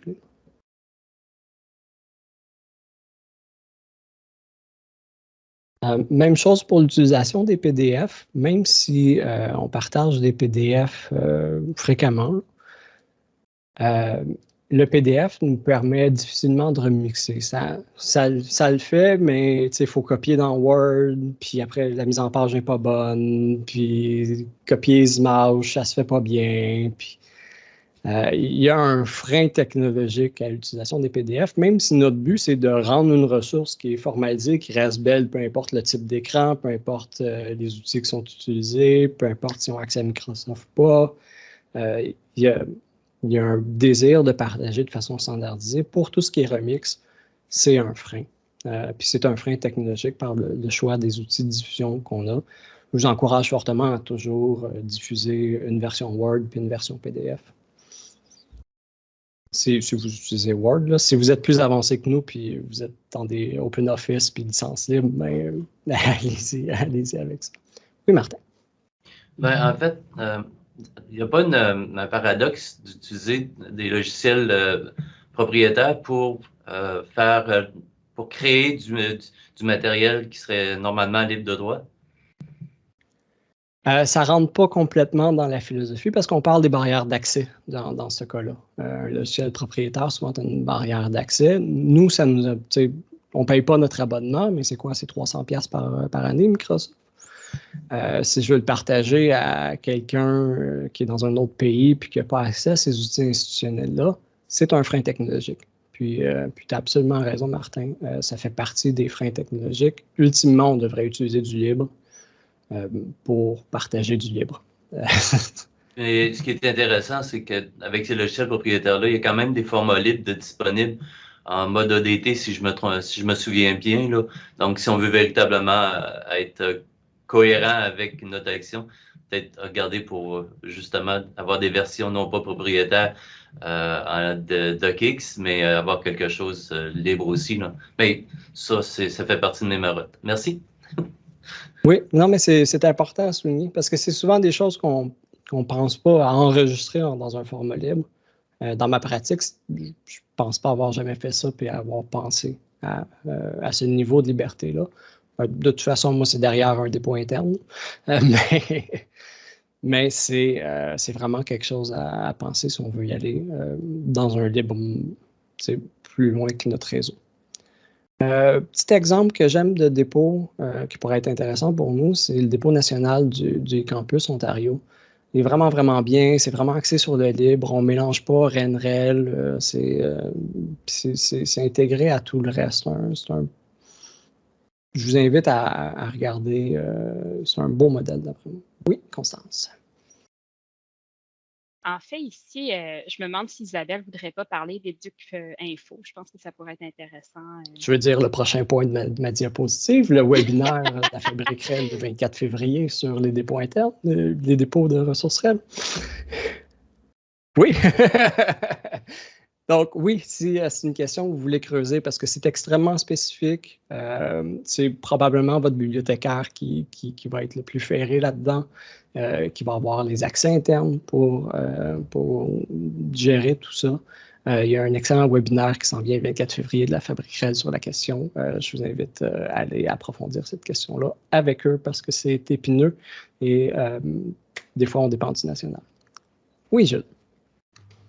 J'en profite, tu parles de eCampus Ontario, le projet, sans dire eCampus Québec, là, mais campus numérique maintenant qu'on appelle, qui a fait un bout de chemin. J'aimerais t'entendre, ou les gens là, de la salle là, sur cette réalité, évidemment, là, de la proposition ministérielle. Donc, au regard là, du campus numérique, on fait référence, là, tu l'as nommé en début de présentation, à Pavillon, à Fabrique REL. On parle d'études là, pour mutualiser les REN et les REL. Comment tu te positionnes, Marco, par rapport à ça? Je tiens à dire que je suis de base cynique dans la vie. Donc quelqu'un après moi va pouvoir renchérir pour me dire non, sois plus optimiste. Moi, je vais le voir, mais que ça arrive. Ça fait longtemps que ça a été annoncé. C'est dans les premiers balbutiements du plan d'action numérique que ça a été mis de l'avant. Puis je ne sais pas quel modèle va être adopté. Moi, je présente celui du Campus Ontario parce que c'est un modèle que j'aime. J'ai l'impression là, qu'on fait des petits bouts, puis après, on va peut-être tous les rattacher ensemble. Mais il y a comme une dispersion dans la visée qui pourrait être intéressante à regrouper ultimement. Peut-être que le but, c'est justement de lancer une chose après l'autre, puis après mutualiser tout ça. Mais le fait d'avoir un portail unique pour à peu près retrouver tout, ça m'évite de dire « Ah, tu veux faire des REL, va voir la fabrique. Ah, tu veux utiliser des REN, va voir le pavillon. » Il y a une dispersion, je sens, de mon œil extérieur, là, où que je suis loin de ces sphères-là. Il y a peut-être une dispersion pour l'instant. Mais il y a des gens plus connectés. Là. Je vois Isabelle qui lève la main, qui vont pouvoir nous en dire un peu plus. Yves? Oui, juste pour ajouter aux freins et défis, un aspect qu'on oublie souvent, c'est tout ce qui est lié à la sécurité de la ressource, que ce soit logiciel libre ou image ou etc.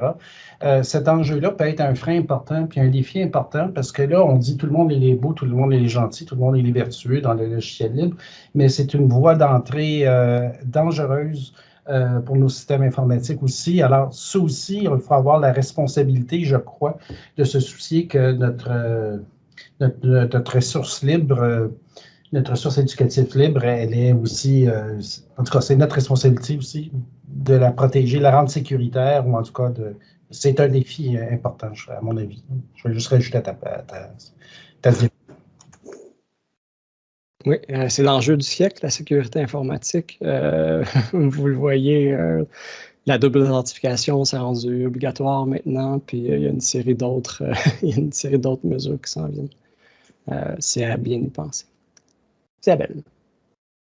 Oui, merci Marco. C'est ça, juste, oui, le webinaire de la Fabrique REL, c'est sûr, je vais être présente aussi. Mais je voulais mentionner que la description des ressources, on a parlé des ressources dans les intranets, là, pas dans les intranets, mais dans votre intranet. Alors, la description en données ouvertes, comme dans une archive ouverte, ça permet d'exposer les métadonnées de vos documents puis de les rendre visibles. Puis ensuite, il y aura des outils là, pour moissonner ces descriptions-là. On travaille là-dessus. La pavillon REN, c'est une itération qui est en ce moment là, d'un portail. Mais il y a une table, Marianne participe, il y en a d'autres qui participent là, ici, une table qui va regarder comment ça pourrait évoluer, puis justement de façon simple, de profiter du fait qu'on peut décrire des ressources à différents endroits, comme chaque université a son dépôt de ressources, et le réseau collégial, on a éduc.info. Alors, je ne sais pas si vous voyez là. Alors, c'est le dépôt qui décrit de façon normée avec des métadonnées ouvertes. Et ça peut être moissonné ensuite, là, visible dans Google Scholar. Google, les ressources sortent plus rapidement. Donc, c'était ça un peu l'invitation pour le réseau collégial, la description, le fait de rendre visibles vos ressources. C'est une offre là, de le faire via educ.info. Et on collabore là, aux initiatives du ministère avec Pavillon, qui va évoluer, là, c'est certain, parce que Pavillon est comme un peu figé là, en ce moment. C'est quelque chose qui est difficile à interagir pour les gens qu'on est dessous, là, dans les dessous de ça. Mais puis on a une nature un peu paresseuse, là, les bibliothécaires, dans le sens qu'on veut décrire une fois une ressource puis qu'elle peut être visible. Alors, l'ouverture là, des métadonnées, pour nous, c'est très important. Alors, on est dans le partage, ça c'est sûr, c'est dans notre ADN, les bibliothécaires et les conseillers pédagogiques aussi, vous êtes dans le partage. Alors, on est comme les deux couleurs d'une canne de Noël, là. Le rouge et le blanc, c'est nous, ça. On est comme ça. Alors, voilà, fait que c'était aussi l'invitation là, que j'avais discuté avec Constance. Les ressources que vous faites, vous, les conseillers pédagogiques, qui peuvent nourrir les réflexions des autres conseillers pédagogiques et, ultimement, aider les enseignants. Là. Alors, c'est de les rendre accessibles dans educ.info, donc, qui seraient visibles ensuite à la planète, là. Et pour les ressources disciplinaires, là, c'est autre chose. C'est ça, c'est un autre débat parce que c'est des ressources un peu différentes, les ressources d'apprentissage, là, comme tel. Mais on se voit le 24 février live. Oui, puis c'est ça, c'est un sujet qui est prioritaire, qui reste prioritaire. Je suis très heureux que le gouvernement ait mis des fonds, puis que ce soit une question qui est traitée enfin, puis qui est traitée plus large que juste les ressources pour les enseignants. Parce qu'il y a le CERES qui existe pour le dépôt pour les enseignants. Quand même, au moins, c'est un besoin qui a été reconnu. Mais c'est un point de vigilance aussi. Je suis malheureusement en retard dans ma planif, mais c'est pas grave. Je vous ferai juste pas prendre de pause. Vous avez l'habitude des longues réunions de toute façon. Donc, si vous avez besoin d'une pause, prenez-la, puis je ne regarderai pas qui est présent, qui n'est pas présent. La culture, pour tout ce qui est le bloc culture, c'est une culture à changer tranquillement. Comme un chat qui a l'habitude d'être dans la rue. C'est beau, c'est joli, on l'aime, on le flatte, mais il y a sa volonté propre, puis si on veut lui faire changer d'avis puis rentrer chez nous, ça prend une structure, ça prend des incitatifs, ça prend une façon de travailler avec lui pour l'habiter. Puis c'est la même chose pour nos cultures organisationnelles.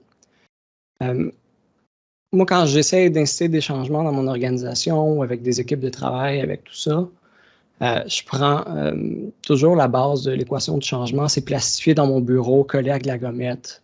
C'est vraiment c'est quelque chose, c'est une structure logique que j'adore. Et si vous vous demandiez pourquoi que la licence de cette présentation-ci était CC by NCSA, c'est à cause de cette image-là que j'ai pris de la POP, qui a cette même licence-là. Donc, c'est celle que j'ai parce que je la transforme aussi. Donc, l'équation de changement, ce que Garrido nous dit en gros, c'est si on veut qu'il y ait changement de culture dans notre organisation, ça nous prend 5 éléments. Une vision, c'est-à-dire ce qu'on communiquer clairement où on s'en va ultimement. Des incitatifs, pourquoi je ferais ça? Des compétences, il faut que les gens soient compétents. Les ressources qu'on a et un plan d'action plus détaillé. Je fais quoi la semaine prochaine? Dans 3 ans, on arrive à tel point, on peut l'évaluer. C'est un plan d'action vraiment, vraiment solide. Si on n'a pas de vision, mais on a tout le reste, on va créer de la confusion. Tout le monde va travailler un peu, c'est pas trop pourquoi, puis ils vont probablement travailler dans le vide souvent où ça va être démotivant. Si on n'a pas d'incitatif, on a beau avoir tout le reste, ça va se traîner les pieds. D'une place à l'autre, on va essayer d'éviter les questions, on va essayer d'éviter de passer dans des instances. Tout ça, s'il n'y a pas d'incitatif senti. Au niveau des compétences, bien, ça va rendre tout le monde anxieux. C'est normal. Si on n'est pas sûr d'être compétent dans ce qu'on fait, ça nous rend nécessairement anxieux. Si on n'a pas les ressources, c'est extrêmement frustrant. Ça, moi, je l'ai vu une fois de temps en temps comme conseiller pédagogique. J'ai une vision, ça va être bon pour tout le monde, je suis capable de le faire, j'ai fait un plan d'action à mon boss, je vais lui présenter ça. Puis là, il me dit c'est pas un dossier prioritaire, je te laisse pas de temps pour faire ça. C'est frustrant. Ou j'ai pas accès à telle ressource, on le sait. Lorsqu'ils n'ont pas de ressources, c'est un petit peu frustrant. Puis si on n'a pas de plan d'action défini, puis on dit « Ah ouais, on va faire la promotion des ressources éducatives libres », puis là, on dit « Allez-y, on vous donne de l'argent, vous savez comment faire, c'est une bonne idée, vous le savez. » On ne met pas de plan d'action en œuvre. Ben, tout le monde va faire des petites initiatives à gauche, à droite, puis il n'y aura rien de structurant s'il n'y a pas un bon plan d'action défini. Ça s'applique à peu près tout type de projet. J'aime vraiment ça, cette équation-là. Ça permet de mettre les choses en perspective puis de rentrer dans un projet. Puis que tout le monde sait où que ça ne marche pas. Quand on fait l'évaluation du projet, j'aime ça repasser toutes les cases. Faire oh, OK, on se sentait un petit peu perdu, mais c'est à cause de ça. Puis on pourrait améliorer ça la prochaine fois. Dans le cas présent, la vision, je vais prendre cette équation-là, puis on va essayer de réfléchir ensemble sur l'institution, le service, l'individu. Qu'est-ce qui pourrait nous apporter une vision pour pas qu'on tombe à avoir tout le reste sans cet élément-là. Pour l'institution, c'est les valeurs du libre. Il faut au moins qu'ils adoptent ces valeurs-là de façon institutionnelle et ultimement qu'ils la mettent en œuvre dans une politique. Il y a une nuance entre politique et plan d'action. Le plan d'action, c'est vraiment appliqué. Il y a des gens qui font des choses, puis il y a des résultats à atteindre. Une politique, on va nous dire de favoriser l'utilisation des ressources éducatives libres. Ça va être des termes beaucoup plus généraux. C'est important. Si vous voulez regarder le côté plus institutionnel, l'UNESCO a un superbe document qui nous explique comment mettre en œuvre une politique pour les ressources éducatives libres avec toutes les étapes. Bon, c'est un petit schéma, mais c'est la base, comprendre le potentiel des REL. Ce qu'on a fait un petit peu avec les avantages lorsqu'on a discuté au niveau CP. On peut avoir cette discussion-là au niveau institutionnel. Définir la vision, bon, ça revient. Établir le cadre et bon, tout le reste d'une politique standard. Si c'est quelque chose que vous voulez amener à votre institution, je vous invite à la lecture rapide du document de l'UNESCO qui donne certaines bases. Ou de vous inspirer des gens qui ont réussi à avoir une politique institutionnelle sur les REL. Je pense que l'Université de Sherbrooke s'est passée pas longtemps, puis c'est la seule, ou presque. Donc, vous inspirer comment que les gens ont fait. Au niveau des services, c'est les mêmes choses, c'est les valeurs. Parce que dans votre service, vous pouvez avoir une certaine indépendance, puis de partager les missions du service. Nous, c'est rare qu'on le fait. On a le service des programmes et du développement pédagogique. Mais on pourrait le dire dans notre énoncé de service, dans notre mission de comment on se présente, de dire notre mission, c'est l'innovation pédagogique, c'est les ressources éducatives libres, c'est de faire avancer les choses. On pourrait le mettre comme un certain standing social, puis afficher nos couleurs en tant que service. Avec ça, ça peut nous permettre d'avoir une certaine vision service, de le dire dans le discours, de l'intégrer, puis de partager cette vision-là. C'est vraiment plus dans le côté mission du service. Individuellement, pour établir une mission, je vous conseillerais de développer un argumentaire sur les REL.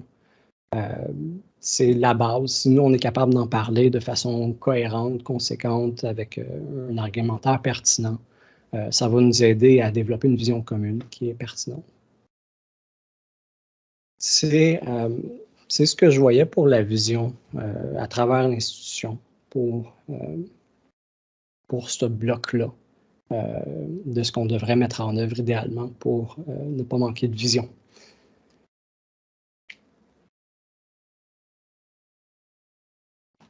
Pour la deuxième partie de l'équation, qui est l'incitation, gênez-vous pas si vous avez des idées pour rajouter, si vous n'êtes pas d'accord, levez la main, il n'y a vraiment pas de problème. Du côté institutionnel, c'est les rayonnements ou la promotion de votre institution. Ça a un certain cachet, les ressources éducatives libres. C'est tendance, comme on dit. Moi, quand j'ai dit à ma directrice, On m'a approché pour faire une formation sur les ressources éducatives libres, mais était comme, OK, ça va prendre combien de temps? Puis là, c'est l'Université de Sherbrooke, ça nous donne un rayonnement, on va pouvoir se positionner en tant que cégep régional de la Naudière dans les ressources éducatives libres. Puis là, elle était embarquée, puis elle était dedans, puis elle était comme, oui, puis on va continuer, on va mettre des ressources, puis fait que c'est un bon moyen, c'est une belle opportunité, mais institutionnellement, ça marche comme, c'est un début de notre institution, d'essayer de rayonner, d'attirer du monde à l'interne, comme de faciliter la vie aux étudiants pour ce qui est côté réel enseignant. Donc, on le sait, on est en période de grande compétitivité pour les ressources humaines. En tout cas, dans le réseau collégial, engager des CP, c'est pas facile. Donc, ça peut être un argument, puis une incitation pour l'institution de dire, ben nous, on peut démontrer qu'on est à l'avant-plan, on peut démontrer qu'on a des belles valeurs chez nous, qu'on est innovant. Ça peut être un argument. Puis bon, qualité des services de l'enseignement, tout ce qu'on a discuté un petit peu des avantages d'utilisation des REL, ça peut être mis de l'avant avec l'institution. Pour le service, discuter avec son DA, c'est un gain d'efficacité, c'est facile. Puis le gain d'expertise aussi, chez nous, il y a un gros roulement pour les CP, puis dans la plupart des collèges aussi. Ce qui fait qu'il y a une certaine perte d'expertise, puis c'est à reprendre. C'est un grand aide de pouvoir s'appuyer sur des gens d'expérience qui font des bonnes REL, puis qu'on a accès à tout ce savoir-là de façon structurée. Ça peut être un argument pour le service. Individuellement, carrière reconnaissance du milieu, Constance le dit, c'est le fun. Quand on publie de quoi, puis on se relit son nom dans d'autres affaires, moi, ça me fait tout le temps un petit « ouh, j'ai été cité ». Mais c'est très, bon, il y a de l'ego là-dedans, mais c'est quand même important, puis ça permet de développer un nom, ça permet de pouvoir accéder à d'autres opportunités qu'on n'aurait pas eues au niveau de la carrière, mais aussi au niveau des libérations et des subventions. Si tu as un nom, tu as une crédibilité dans le milieu, tu as des accès, tu peux aller chercher du financement, être dégrévé pour faire certains trucs, avoir une subvention. Ce que les ressources éducatives libres permettent, parce qu'un des buts premiers, c'est que ce soit diffusé dans le réseau, puis que ce soit partagé, puis qu'il y ait une pénétration, puis que ça ne reste pas juste chez nous. Fait que c'est un bel incitatif comme CP. Je ne sais pas si j'ai oublié certains éléments pour cette section-là. Souvenez-vous pas comme je dis, si jamais. Pour les compétences, institutionnellement, on le fait déjà, mais ils peuvent renforcer la promotion de la formation, engager des ressources internes et externes. L'immersion CP, c'est intéressant. Puis on peut dire à la direction, inciter vos employés à y aller. Même chose pour des webinaires de la fabrique ou toutes les autres. Ça peut être une valeur institutionnelle de tranquillement, pas vite, pointer les formations puis les mettre disponibles. Le service individuel pour développer nos compétences, je sais que je me répète, là, mais en francophonie, la fabrique pour les REL, c'est un incontournable, puis je dirais même c'est à peu près le meilleur organisme que j'ai vu à date pour la clarté et la qualité des ressources. Donc, gênez-vous pas de vous retourner vers l'externe si vous avez besoin de compétences. Il y en a. Ça existe. Il y a du financement qui est associé. Faites-le. Il y a beaucoup de réseaux de communautés, les Performa, Reptic, Rebic, tous les acronymes que vous pouvez penser. Gênez-vous pas pour vous tourner vers le réseau. Des appels à tous, c'est inestimable. Donc, si vous avez besoin de compétences, n'oubliez-les pas. J'ai mis quelques liens. Il y a Creative Commons aussi qui offre des ressources sur la question. Pour les ressources, institutionnellement, on peut demander des fonds, il y a le MAOB, il y a tout ça. On peut faire ces demandes-là d'avance. On le fait rarement en tant que CP de prévoir ces coûts-là, mais on peut solliciter nos directions avant la date limite pour dire j'aimerais ça avoir un studio d'enregistrement, X, Y, Z, puis solliciter tranquillement pas vite des ressources sur des années souvent. Mais il y a l'autre aspect aussi, souvent on les a, ces ressources-là. Nous, on a une technique d'intégration multimédia, ils ont un gros green screen, ils ont un technicien en travaux pratiques qui me donne du mauvais temps parce que je ne suis pas peigné, puis sur le green screen, ça paraît, tous mes cheveux, puis il n'aime pas ça refaire le qui, puis c'est horrible. Mais, mais il y a ces ressources-là qui sont à disposition du cégep ou de votre université dans certains départements, dans certains services, qu'on peut aller chercher si on fait juste demander à notre institution de on peut-tu utiliser ces ressources-là qui sont disponibles, des ressources humaines comme matérielles. Donc, gênez-vous pas pour faire cette demande-là. Service, bon, on a des budgets de fonctionnement. Puis, il y a toujours des options de partenariat, je reviens là. Si vous n'avez pas les ressources à l'interne, vous pouvez toujours faire du partenariat. Gênez-vous pas pour travailler en réseau. Il y a plein d'opportunités. Pour ce qui est du plan d'action, vous avez un plan de travail de service, inscrivez-les. Lorsque vous faites votre exercice annuel, dites-le à votre patron, j'aimerais ça travailler sur les REL cette année, ou j'aimerais ça, il y a une section innovation du dossier, mettez les REL là-dedans. Gênez-vous pas, gardez ça là, liez-le avec le plan de travail. Qu'il veuille ou non, ça va vous justifier votre démarche après. Individuellement, je vous invite à avoir un agenda secret. On le fait, mais je vous invite vraiment à en développer un. Personnel, un changement de culture, ça implique jouer du coude puis jouer d'un coin. Ça implique nécessairement ça. Donc, gênez-vous pas, faites-vous un agenda secret, faites-vous des stratégies. Moi, je l'ai déjà dit, cette formation-là, moi, c'est un tremplin pour convaincre ma direction d'aller vers le libre. Pour dire, regarde, il y a de l'intérêt dans le réseau, je suis assez intéressant pour qu'une université m'invite, je ne sais pas pourquoi, mais en tout cas, puis voilà, on pourrait rayonner, on pourrait y aller là-dedans. Donc, gardez-vous un agenda secret, faites-vous une planification, vous allez en avoir besoin. Je tiens à le dire. Utilisez des ressources Creative Commons avec le petit SA. Moi, je l'ai fait pour la pandémie. J'ai utilisé des ressources d'ailleurs qui avaient un SA. Fait que là, ce que j'ai produit, nécessairement, devenait Creative Commons. Oui, j'explicite toujours mes agendas secrets. Mais, mais c'est un côté militant. Tu sais, je vous l'avais dit, le SA, c'est un petit peu le côté militant du Creative Commons. Si vous pouvez, utilisez-les, puis ça va normaliser l'utilisation des licences Creative Commons, parce que probablement que votre service, votre boss, les enseignants n'auront jamais vu ce type de licence-là dans vos documents, puis vont vous poser la question « Comment ça, ton document il est Creative Commons, tout d'un coup de même? » Il était ça, j'avais pas le choix. Mais ça normalise, ça incite le discours. C'est un petit bout de l'agenda secret là, que je vous conseillerais. Faites le choix conscient d'utiliser du Creative Commons SA dans votre agenda secret.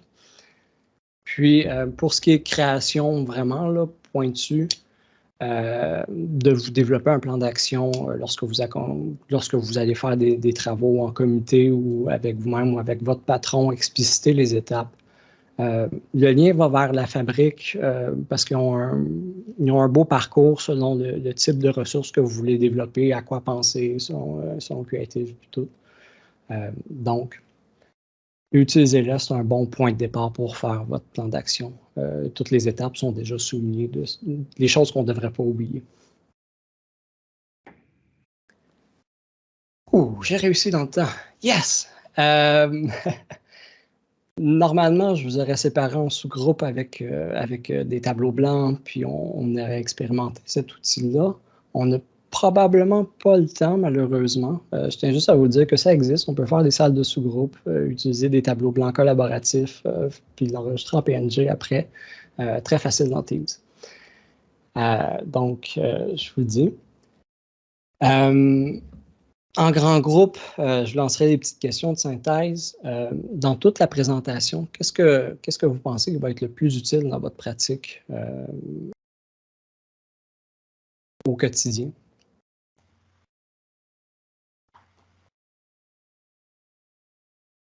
Moi, je voudrais, Marco, déjà te remercier là, pour cette présentation. Elle ne pouvait pas tomber mieux qu'en ce moment. C'est vraiment une super présentation.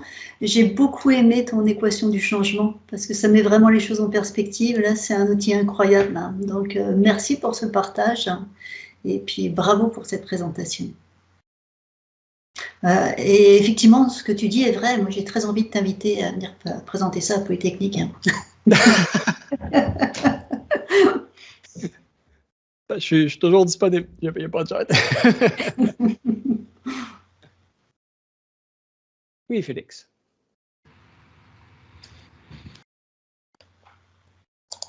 Bon, oui, je ne sais pas si vous m'entendez. Est-ce que vous m'entendez? Oui, ok. D'abord, merci énormément, Marco. Moi, ce que je retiens de ton atelier, c'est vraiment toute la codification des différentes licences Creative Commons. J'en étais à mes premières armes, moi, en termes de REL, et puis de comprendre justement quelles sont les nuances entre chacune des licences. Je pense que ça va pouvoir m'aider aussi avec mon propre matériel aussi, à savoir comment les classer, comment les partager. Ça, j'ai vraiment, vraiment apprécié. Et puis, bien entendu, l'équation du changement, je pense que ça va devenir une ressource incontournable, ça aussi. Merci encore. Ça fait plaisir, ça fait plaisir. Oui, bon, je vais continuer la présentation pour qu'on arrive dans le temps, mais je vais rester disponible après, il n'y a vraiment pas de problème. J'ai prévu de laisser une période, une place dans mon PowerPoint pour les ressources. Il y en a beaucoup, je l'ai déjà dit, la fabrique REL est une ressource incontournable, non seulement pour les ressources internes, mais parce qu'ils font des appels d'offres des fois, une fois de temps en temps. Il y en a une qui est en cours jusqu'au 21 mars pour les enseignants. Ça peut être un bon point d'entrée dans votre agenda secret, là, si vous voulez développer ça au niveau des CP, commencer à le mettre en œuvre au niveau des enseignants, puis dire, ouais, mais pourquoi que les enseignants ne le font pas nous autres? C'est pas un argument, c'est un sophisme, mais ça aide quand même à convaincre. Donc, utilisez-le dans votre agenda secret jusqu'au 21 mars. Il y a 3 catégories qui peuvent être vraiment intéressantes. C'est quand même beaucoup d'argent, de dégravement. Et c'est pas juste l'argent, c'est l'accompagnement de la fabrique qui vient avec, puis le développement d'expertise interne. Ces enseignants-là, après, vont être habitués, puis vont pouvoir être un pôle dans notre organisation pour partager leurs compétences. Donc, j'encourage fortement, si vous avez des projets, à regarder le site de la fabrique, c'est plus détaillé, un document, mais c'est vraiment intéressant. Comme approche pour nous, pour notre agenda secret, c'est une autre porte qu'on peut utiliser. Il y a plein d'autres ressources, l'UNESCO, l'UDM en fait beaucoup, l'UQAM, Creative Commons, le pavillon. Je voulais juste le petit côté techno, on oublie là, mais Bing, que personne n'utilise, il est intégré à PowerPoint, puis je vais juste vous le présenter rapidement avec toute la notice qui vient avec. Mes images de chat, c'est là que ça vient. Disons que je vais rajouter une image, je vais dans Insertion, image en ligne. C'est pas intuitif, c'est vraiment pour ça que je le mets parce qu'il ne le met pas d'avance. Disons que je veux un chat. Je peux cliquer pour Creative Commons uniquement. Je n'aurai pas besoin d'aller chercher sur le web puis de copier et coller, d'envoyer. Je peux vraiment l'insérer là, puis elle va me rentrer direct. C'est ça, hein, présentation oblige. Ce ne sera pas un chat, ça va être un guépard. Il va le télécharger directement, puis il va le mettre dedans. Ce qui est important quand vous utilisez cette forme de recherche-là, c'est de contre-valider. Bouton droit, afficher la source. Ça va vous ouvrir une page web, la page source de l'image pour valider si c'est vraiment la bonne licence. Puis là, ils vont nous dire, dans le fond, quelle est la licence. Ça doit être domaine public. C'est du domaine public, je ne suis pas obligé de la citer. Puis tout est correct. Donc, c'est une façon rapide d'ajouter des images. Je vous le conseille si jamais vous ne l'avez jamais essayé. C'est disponible dans tous les outils Word. Simplement, insertion, images en ligne, cliquez Creative Commons, puis allez les rajouter. On l'oublie, c'est des petits trucs pratiques là, pour l'utilisation, pour passer par des moteurs de recherche externes et tout ça. Et bon, dernière diapositive, promis.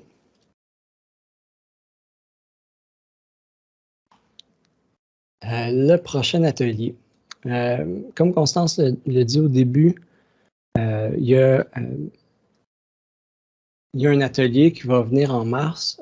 Si jamais vous pensez être présent au prochain atelier, qui est beaucoup plus pratique, là, on va vraiment le mettre en œuvre.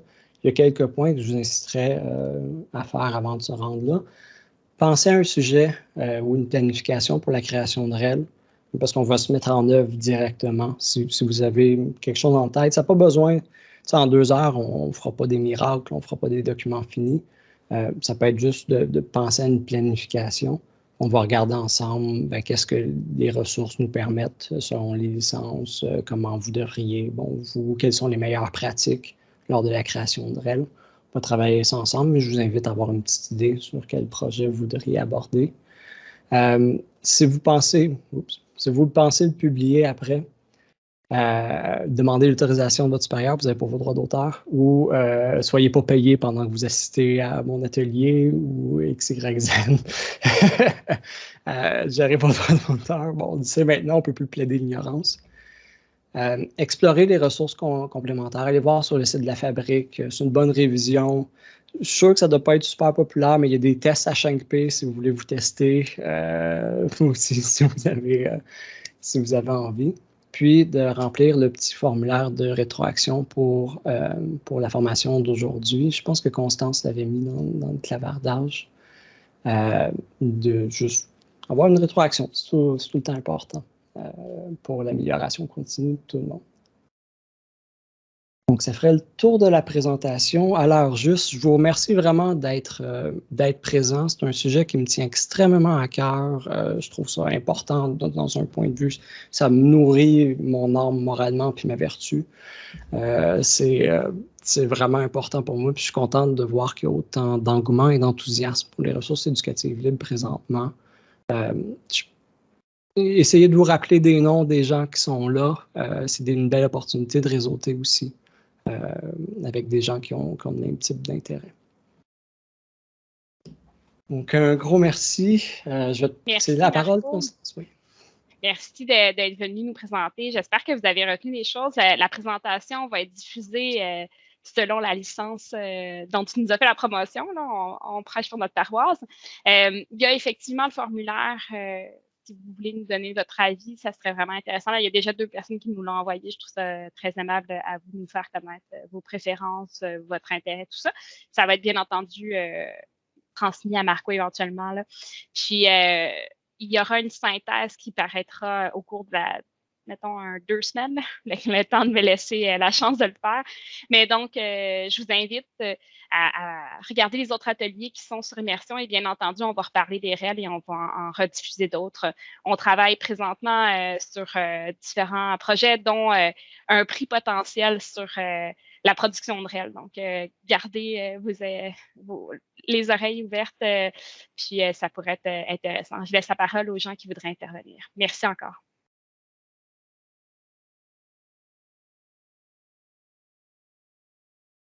Catherine? Oui, juste une petite question, parce que mes collègues voulaient revoir l'enregistrement. Quand est-ce que l'enregistrement sera mis en ligne? Ça devrait être rapidement, mais je dois faire des modifications là, pour ajuster la durée pour m'assurer que avant le début de l'enregistrement est retiré parce que c'était des conversations entre Marco et moi on parle de la pluie et du beau temps. Je ne suis pas sûre que ça vous intéresse. Donc voilà, ça devrait être rapide. D'accord, merci. Merci à vous.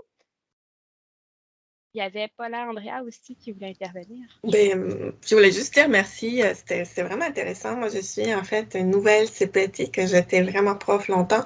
Et c'est comme la première fois depuis que je porte les chapeaux vraiment de CP plus que d'éthique, que je sens que je suis dans une communauté. Donc, j'étais comme, c'est ça que je cherchais. J'avais vraiment besoin d'un peu dans cette communauté-là. Donc, si vous voyez des petits appels LinkedIn, ça va être moi. parce que j'aimerais ça vraiment créer un petit réseau. Je pense enfin, de mon côté, j'en avais vraiment besoin. Merci pour cette présentation, c'était vraiment intéressant. Merci, Paul-Andrea. En fait, la prochaine présentation qu'il y aura à Immersion sera sur les réseaux sociaux, donc sur l'utilisation des réseaux sociaux. Donc, vous êtes avant-garde, avant-gardiste plutôt. La prochaine personne, il y avait Anne-Marie. Oui, merci beaucoup, Marco. C'était vraiment très inspirant comme présentation. Là. 2 heures qui a paru comme 5 minutes. C'était du bonbon à mes oreilles. Donc, merci pour toutes les ressources partagées. J'ai vraiment hâte aussi de livrer le compte-rendu de cet atelier-là au reste de mes collègues. Puis, j'espère que ça va être quelque chose qu'on va discuter aussi dans la communauté des Reptiques. Je ne sais pas si tu as pensé à un atelier là, qui pourrait peut-être être au prochain colloque ou éventuellement, là, mais je pense que franchement, là, ça sera un beau débat. Là. Oui, je suis sûr qu'il y a des collègues qui vont en présenter. Je ne vais pas voler de scoop, là, mais il me semble que c'est planifié. Parfait. Mais du moment que ça revienne à l'agenda, je pense que les Reptiques, on aurait sûrement quelque chose à contribuer. Puis de voir toute l'ouverture aussi du réseau, ça me réjouit qu'on soit plusieurs personnes ce matin, autant du niveau universitaire que des collèges. Là. C'est le fun de voir cette ouverture-là, puis j'espère que ça va ouvrir le dialogue, puis qu'on va pouvoir contribuer dans ce sens-là. Marco, tu vas être victime de ta popularité, je pense. Ce qui est intéressant, puis ce que le réseau des leaders en éducation libre nous permet, c'est qu'on a été vraiment quand même 25 personnes à travers le réseau collégial et universitaire à suivre cette formation-là. Donc, il y a probablement dans votre établissement ou proche de votre établissement quelqu'un qui est aussi ferré que moi. Donc, gênez-vous pas pour interpeller bibliothécaires et autres. On fait partie d'un réseau qui est en mouvement. Puis, je suis vraiment optimiste pour la suite des choses parce que c'est un sujet qui prend d'attraction. Au début, c'était Marianne qui le portait beaucoup avec la fabrique. Maintenant, je sens qu'il y a quand même un taux de pénétration dans le réseau qui commence à être important.